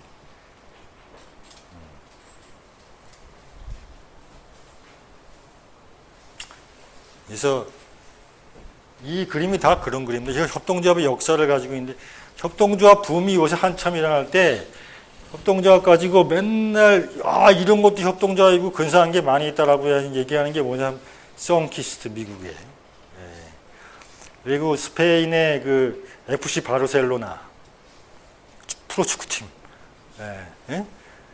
그리고 뭐 세계적인 통신사 중에 하나로 AP통신. 뭐 이런 거, 그런 것도 협동조합이니까 그렇게도 갈 수 있어, 우리가. 이게 다 구라쟁이, 이게 진짜 나 사기꾼들이에요, 이거. 저는 구라쟁이지만 걔네들은 사기꾼들입니다. 사기꾼이에요. 제가 보기에는. 썬키스트라고 하는 것은 미국의 오렌지 농장들은 규모가 큽니다. 그 오렌지 농장들이 품질을 기록화시키고 가공을 통일하게 만드는 것이 썬키스트예요. 우리나라에 소규모 농가들이 있는 구조하고는 판이 다릅니다. 미국은. 근데 FC 바르셀로나는 스페인 사람들은 축구 아니면 인생에 낙이 없는 사람들이야. 오로지. 우리 지역의 FC 바르셀로나라고 하는 지역의 FC팀이라고 하는 거는 그게 기업이든 아니든 관계없이 자기의 목숨이 던지는 팀이에요, 그 팀은. 그 정도의 열의를 지역 주민들한테 끌고 있는 팀이 그 사회란 말이에요. 그러니까 그런 열의가 있으니까 그런 사람들이 참여할 수 있는 구조를 협동조합 방식으로 열어놓은 거죠. 그거는 일반 기업 방식으로 프로젝트팀을 운영하는 것보다는 훨씬 앞서간 사고이긴 하지만 문제는 뭐냐면은 그런 협동조합으로 운영할 수 있는 기업 기반이 있기 때문에, 축구에 대한 열의가 있기 때문에 FC 바르셀로나라고 하는 프로축구팀이 협동조합으로 될 수 있는 거예요. 우리나라에서 쉽게 얘기해서 말해서 충북 무슨 프로축구팀을 협동조합으로 하자, 이 말이 되겠어요? 협동조합, 그래서 아까 협동조합이 다 먹여 살려주는 게 아니라는 거예요. 또 하나, 이렇게 큰 협동조합들에 대해서 사례를 제시하는 건 사람들로 하여금 물량주의와 성장주의에 빠지게 합니다. 그건 협동조합의 본질을 벗어나는 얘기예요. 협동조합은 제가 말씀드렸다시피 일반 기업과 비교했을 때는 기업으로서의 수명이 협동조합은 더 깁니다. 왜? 협동조합이 초창기 3년만 넘어가면은 그다음부터는 사람들의 열정이 모아져 있기 때문에 그 열정의 탄력으로 30년을 가요. 협동조합은. 그리고 조직적이고 구조적으로 큰 사고를 칠 수 없는 구조가 되어 있기 때문에 협동조합은, 제가 보기엔 빨리 망하고 싶은 협동조합이 부지기수입니다마는 안 망해요. 안 망해.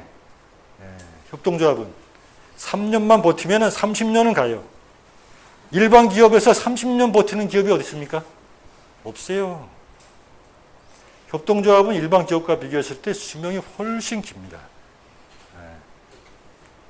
그렇다고 협동조합의 수명이 길고 협동조합이 이렇게 큰 사례들만 제시하는 것은 협동조합으로 하여금 사람들에게 물량주의와 성장주의와 규모주의에 빠지게 해요. 그런데 아까도 제가 말씀드렸다시피 사람에게 상노병사가 있듯이 사람이 주인인 조직, 인 협동조합에도 반드시 생로병사가 있습니다. 생로병사가 없는 협동조합은 기업이에요. 사람이 주인이 아니기 때문에 이미 제 말이 굉장히 역설적으로 들으시겠지만 협동조합에서 생로병사가 없는 협동조합은 그 협동조합은 이미 협동조합이라고 부를 수가 없습니다. 굉장히 역설적이죠. 그러면은 협동조합에서의 생과 노와 병과 사의 순환 반복적인 확장의 구조를 어떻게 마련할 것인가가 긴 안목에서는 협동조합 발전의 가장 중요한 시각입니다. 거기서 얘기 드리는 게 바로 이거예요. 우리 사회는 실선과 점선이라고 하는 부분이 이렇게 있는데 이 실선은 다시 오른쪽으로는 시장이, 왼쪽으로는 국가가 있고 그 사이에 협동이라고 하는 망이 실선 안에 있습니다. 실선은 뭐냐라고 하면은 조금 어려운 말로 하면 실선 안에 있는 건 뭐냐는 말씀이지 공식적인 부분이다. 화폐를 통해서 교환이 이루어지고 화폐를 주거니 받거니 하는 그런 공식적인 교환 단계입니다. 이 밑에 있는 것은 비공식적인 영역이에요. 국가가 세금을 통해서 국민을 향해서 여러 가지 뭘 베풀어주고 하는 것도 다 돈을 가지고 왔다 갔다 하잖아요. 물건을 사고 물건을 만들어서 사람들한테 팔고 그걸 가지고 시장이 또 운영하고 기업이 운영하고 다 이게 그래서 이제 화폐적인 부분, 공식적인 부분이고 이 밑에 비공식적인 부분, 비공식적인 부분의 가장 대표적인 게 뭐냐면은 여성들이 집안에서 하는 가사노동입니다. 가장 대표적인 것이 가사노동. 집에서 가사노동 한다고 해서 월급 줘요 누가? 안 주잖아요. 그래서 이제 이렇게 실선과 점선으로 이렇게 나누어져 있습니다. 근데 지금 사회는 어떤가 하면 국가와 시장과 그 사이에 협동이 있을 때 시장과 국가가 자기 영역을 넓히기 위해서 협동을 점점 축소시키고 있는 상황이에요, 지금이. 이렇게. 이 안에 있는 것이 여성의 몸매라면 얼마나 좋겠습니까만은 이 여성의 몸매가 아니라 이게 사실 넓어야 될 영역이 점점 좁혀지고 있는 거죠. 거기에 대해서 협동 안에도 못 끼는 비공식적인 부분들이 있습니다. 그래서 시장은 이 비공식적인 영역으로다가 자꾸 사람을 떨어뜨리려고 그리고 그거에 대해서 국가가 일정 정도를 구제해야 되는데 국가는 뭐 세금이 아깝다, 뭐 그거는 민간이 할 일이다, 뭐 어쩌고저쩌고 이유를 붙여가면서 그것에 대해서 뭐 끊임없이 그걸 요구해 들은 걸 막아버리려고 그래요. 이게 우리의 상황이거든요. 자, 지금으로부터 170여 년 전에 로치데일에서 공정선구자 조합이라는 조합이 만들어졌을 때 그 사람들은 어떤 사람들입니까? 그 사람들은 협동이라는 영역이 거의 없는 속에서 거의 짜부가 되어진 영역 속에서 시장에 의해서 고용되었다가 노동운동 하다 잘렸다 하잖아요. 잘리면 어디로 떨어지는 거예요? 여기로 떨어졌어요. 그죠? 여기 있는 사람들이에요. 그래서 여기 있었던 사람들이에요. 예? 여기 있었던 사람들이 뭘 합니까? 자기들이 가지고 있는 유일하게 남은 힘이 뭔가를 자각하면서 그걸 가지고 부상시키는 거예요. 예? 무슨 말씀인지 알겠어요? 그 부상시키는 과정에서 첫 번째 이루어질 게 뭐냐면은 지금까지 이 협동이라고 하는 방향으로 부상을 시키는데 협동이라는 방향에서는 이게 실선으로 막혀져 있어요. 그래서 어떻게 막혀져 있는 협동과 비공식적인 부문 사이에 막혀져 있는 걸 뚫어내는 겁니다. 뚫어내면서 로치데일 공정선구자 조합이라고 하는 가게를 열었어요. 그죠? 그러면서 이걸 성장시키면서 밀어내는 거죠. 그죠? 모든 협동조합의 역사는 다 이 과정의 반복입니다. 다 이 과정의 반복이에요. 협동조합 기본법에 의해서 만들어지는 두 대표적인 협동조합 중에 하나는 사회적 협동조합이라고 하는 것. 그건 뭐예요? 다 여기 있는 사람들을 대상으로 하는 여기 있는 사람들이 주인인 협동조합이에요. 다. 여기 있는 사람들을 여기 있는 사람들을 어떻게 하면 이 장벽을 깨고 이 사람들이 공식적인 사업적 영역으로 진입하게 이 사람들 스스로 할까를 고민하는 것이 사회적 협동조합입니다. 우리나라의 협동조합 기본법에 따라서 만들어진 첫 번째 협동조합이 뭐냐면 말씀이죠. 대리운전자 협동조합이에요. 한국 대리운전자 협동조합. 근데 여러분 잘 아시죠? 대리운전자들은 이 가운데 어디에 속하죠? 아무 데도 안 속해요. 대리운전자 신분을 노동조합이라고 하는 것이 보장합니까? 아니에요. 대리운전자라고 하는 것이 기업에 고용되어 있는 사람이에요? 아니에요. 국가가 거기에 대해서 보험 혜택을 줘요? 아니에요. 여기 있는 사람들이 자기들을 조직해. 그러면서 올라가는 거예요. 이거는 말씀이 예수님 얘기하고 똑같습니다. 예수님은 누구랑 같이 살았냐 하면요. 이 사람들하고 같이 살지 않았어요. 이 사람들하고 같이 살았지. 이 사람들에서 같이 있으면서 이 사람들의 힘을 자각시켜서 뚫고 올라 나온 게 예수님의 전도 활동이에요. 제가 보기에는. 협동조합의 약소는 끊임없이 그렇게, 근데 안타깝게도 이렇게 나오면서 이 협동조합이 커지면 다시 이 안으로 진입해. 그럼 이 안에는 다시 낙오자들이 생겨요. 거기로 다시 내려가는 게 생로병사의 협동조합에서 생의 시작입니다. 다시. 근데 문제는 뭐냐면 이렇게 올라와 있는 협동조합이 다시 시작하는 협동조합의 토양과 자양분이 되어줘야 돼요. 그게 결국은 우리가 싸워야 될 거는 이 영역, 이것과 이것이 아니라 이것과 이것과의 싸움이니까. 넓혀가야 되니까. 근데 그렇게 안 하거든. 그게 문제입니다. 그래서 제가 보기에는 시간을 너무 오버해서 대단히 죄송한데요.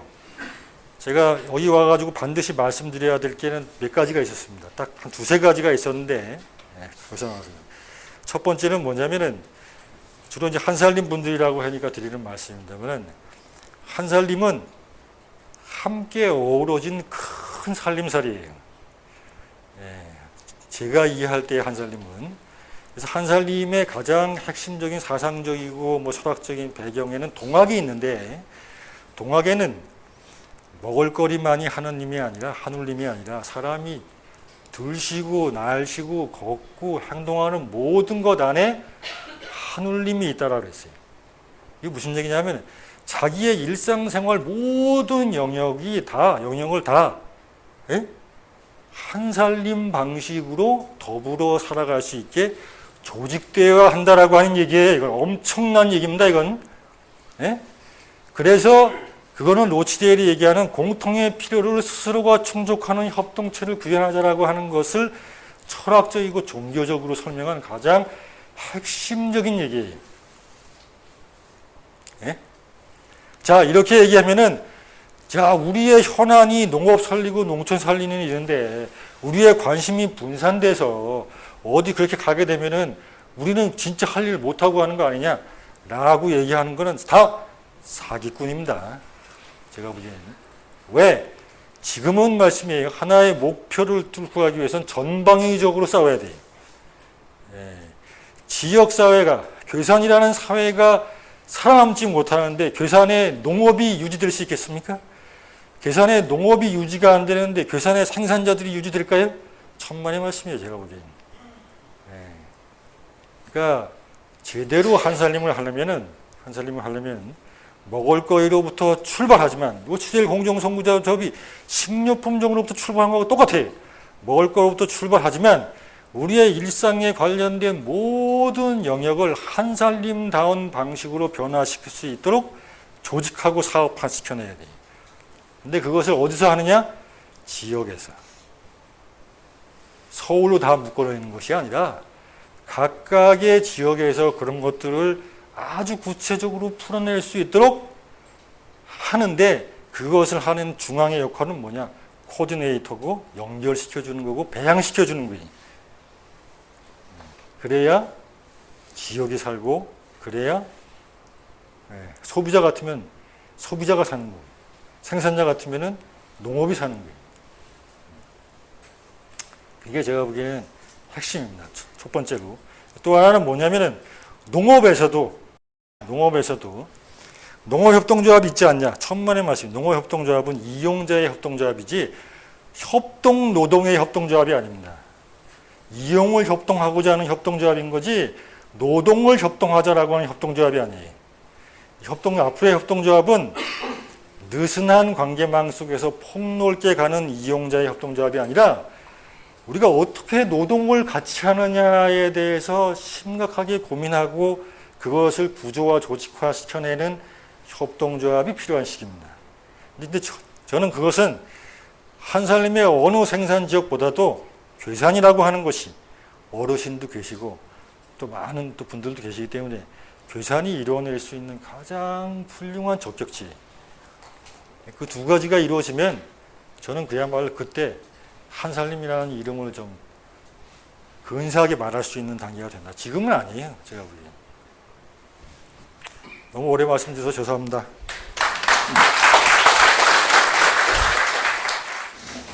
많이 생각하게 하는 말씀을 해주셨습니다.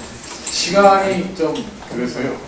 질문을 한두 분만 이렇게 제안해서 받도록 하겠습니다.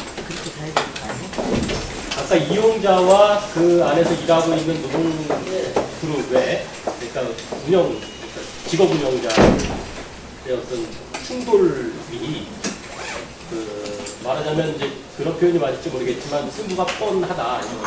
이제 그거에 대한 이제 학적인 말씀을 안 해주시고 이제 뻔하다 이렇게까지만 말씀을 하셨는데 조금 듣고 싶어서 여쭤봤습니다. 이용자와 노동자가 충돌하게 되면 당연히 노동자가 이기죠. 여러분들 생각을 해보세요. 여러분들이 회사에다가 돈을 냈다고 칩시다. 근데 돈도 많은 돈을 냈다고 쳐요.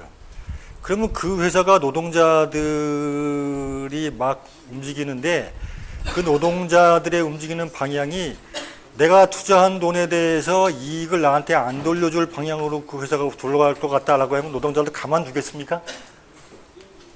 그게 일반적인 주식회사거든요. 일반적인 기업의 논리입니다.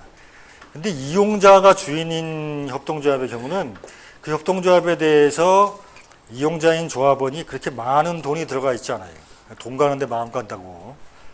또 협동조합이 생로병사에서 생과 노예 단계를 딱 지나가게 되면은 그 협동조합이 해왔던 지금까지의 사업 영역과 취급하는 상품이나 서비스의 특성이 상당히 상실됩니다. 무슨 얘기냐 하면은 지금까지 생협의 한마디로 하면 생협의 전유물로 여겨져 왔던 유기농산물, 친환경 농산물이 이제는 어디 가도 다 있어요. 그러면은 이용자의 입장에서는 뭐 땡기는 게 있어야 한살림을 살 거 아닙니까? 뭐 땡기는 게 있어야 한살림이 이건 아니다. 노동자 중심으로 가서는 안 된다. 이용자가 정말로 주인이고 그런 협동조합이 되게 가야 된다라고 하는 게 뭐 땡기는 게 있어야 가서 부르짖든지 싸우든지 할 거 아니에요. 땡기는 게 뭔데요? 일반 주식회사 같으면 거기다 돈 넣기 때문에 땡기거든요. 근데 협동조합은 뭐 때문에 땡기죠? 시너지?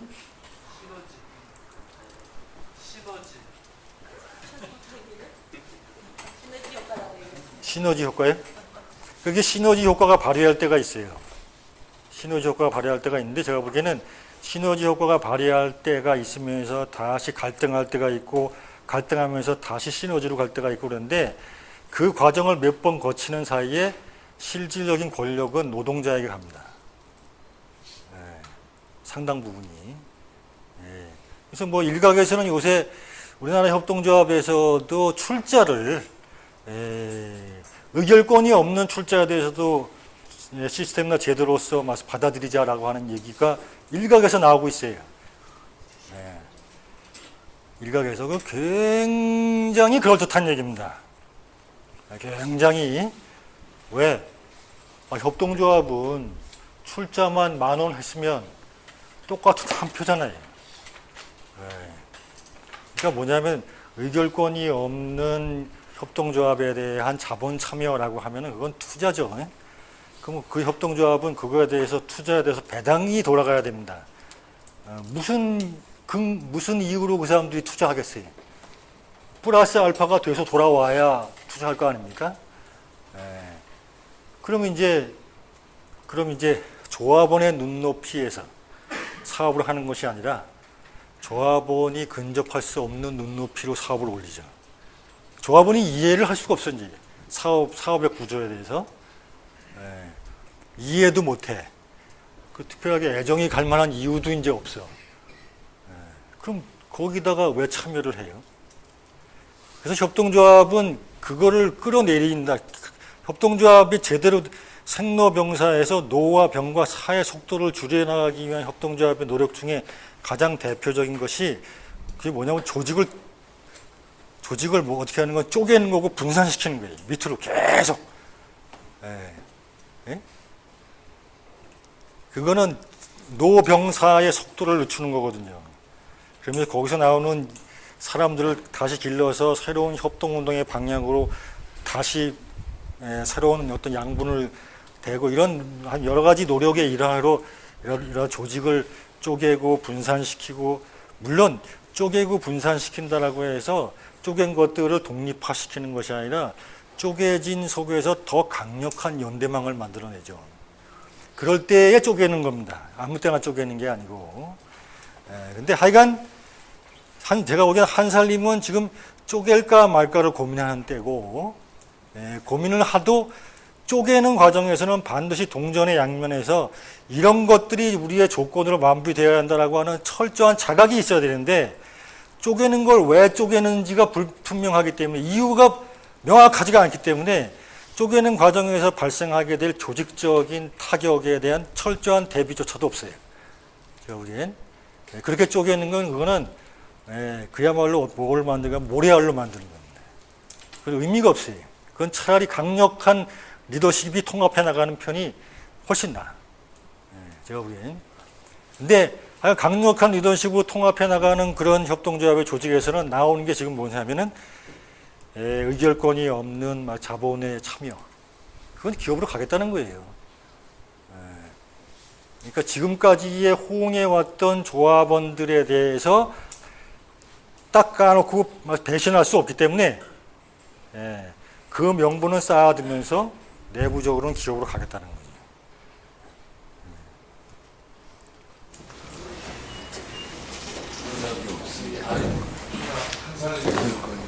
한국의 성협은 생로병사 관계에서 청년기 작년이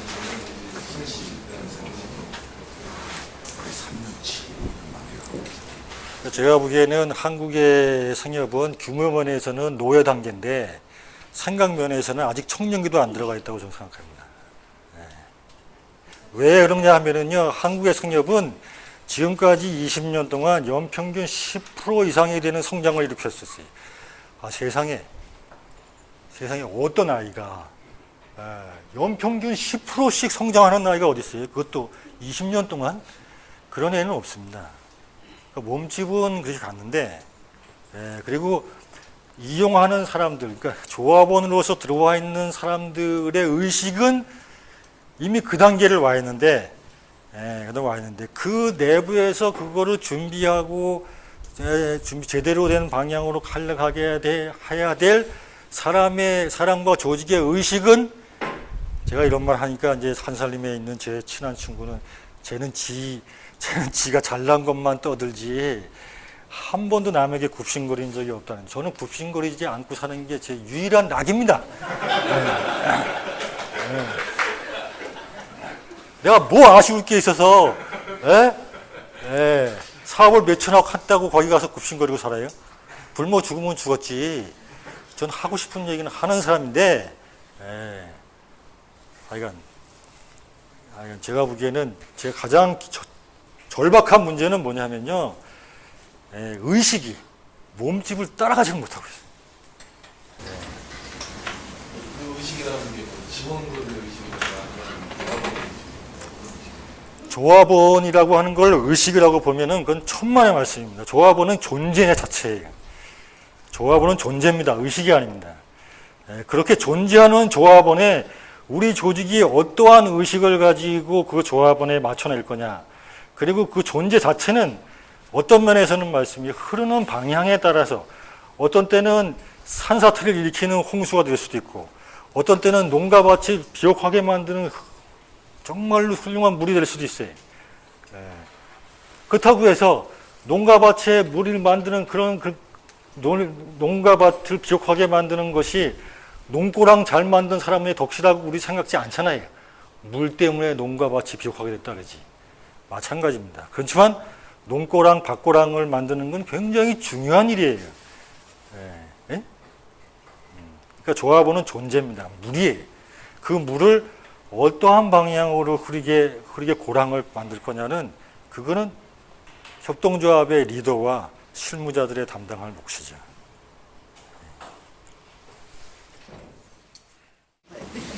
좀 아쉽죠. 아쉬운 부분은 각 공동체에서 해결하는 걸로 하고요. 오늘 여기서 마쳐야 될 것 같습니다. 선생님께 다시 한번 큰 박수.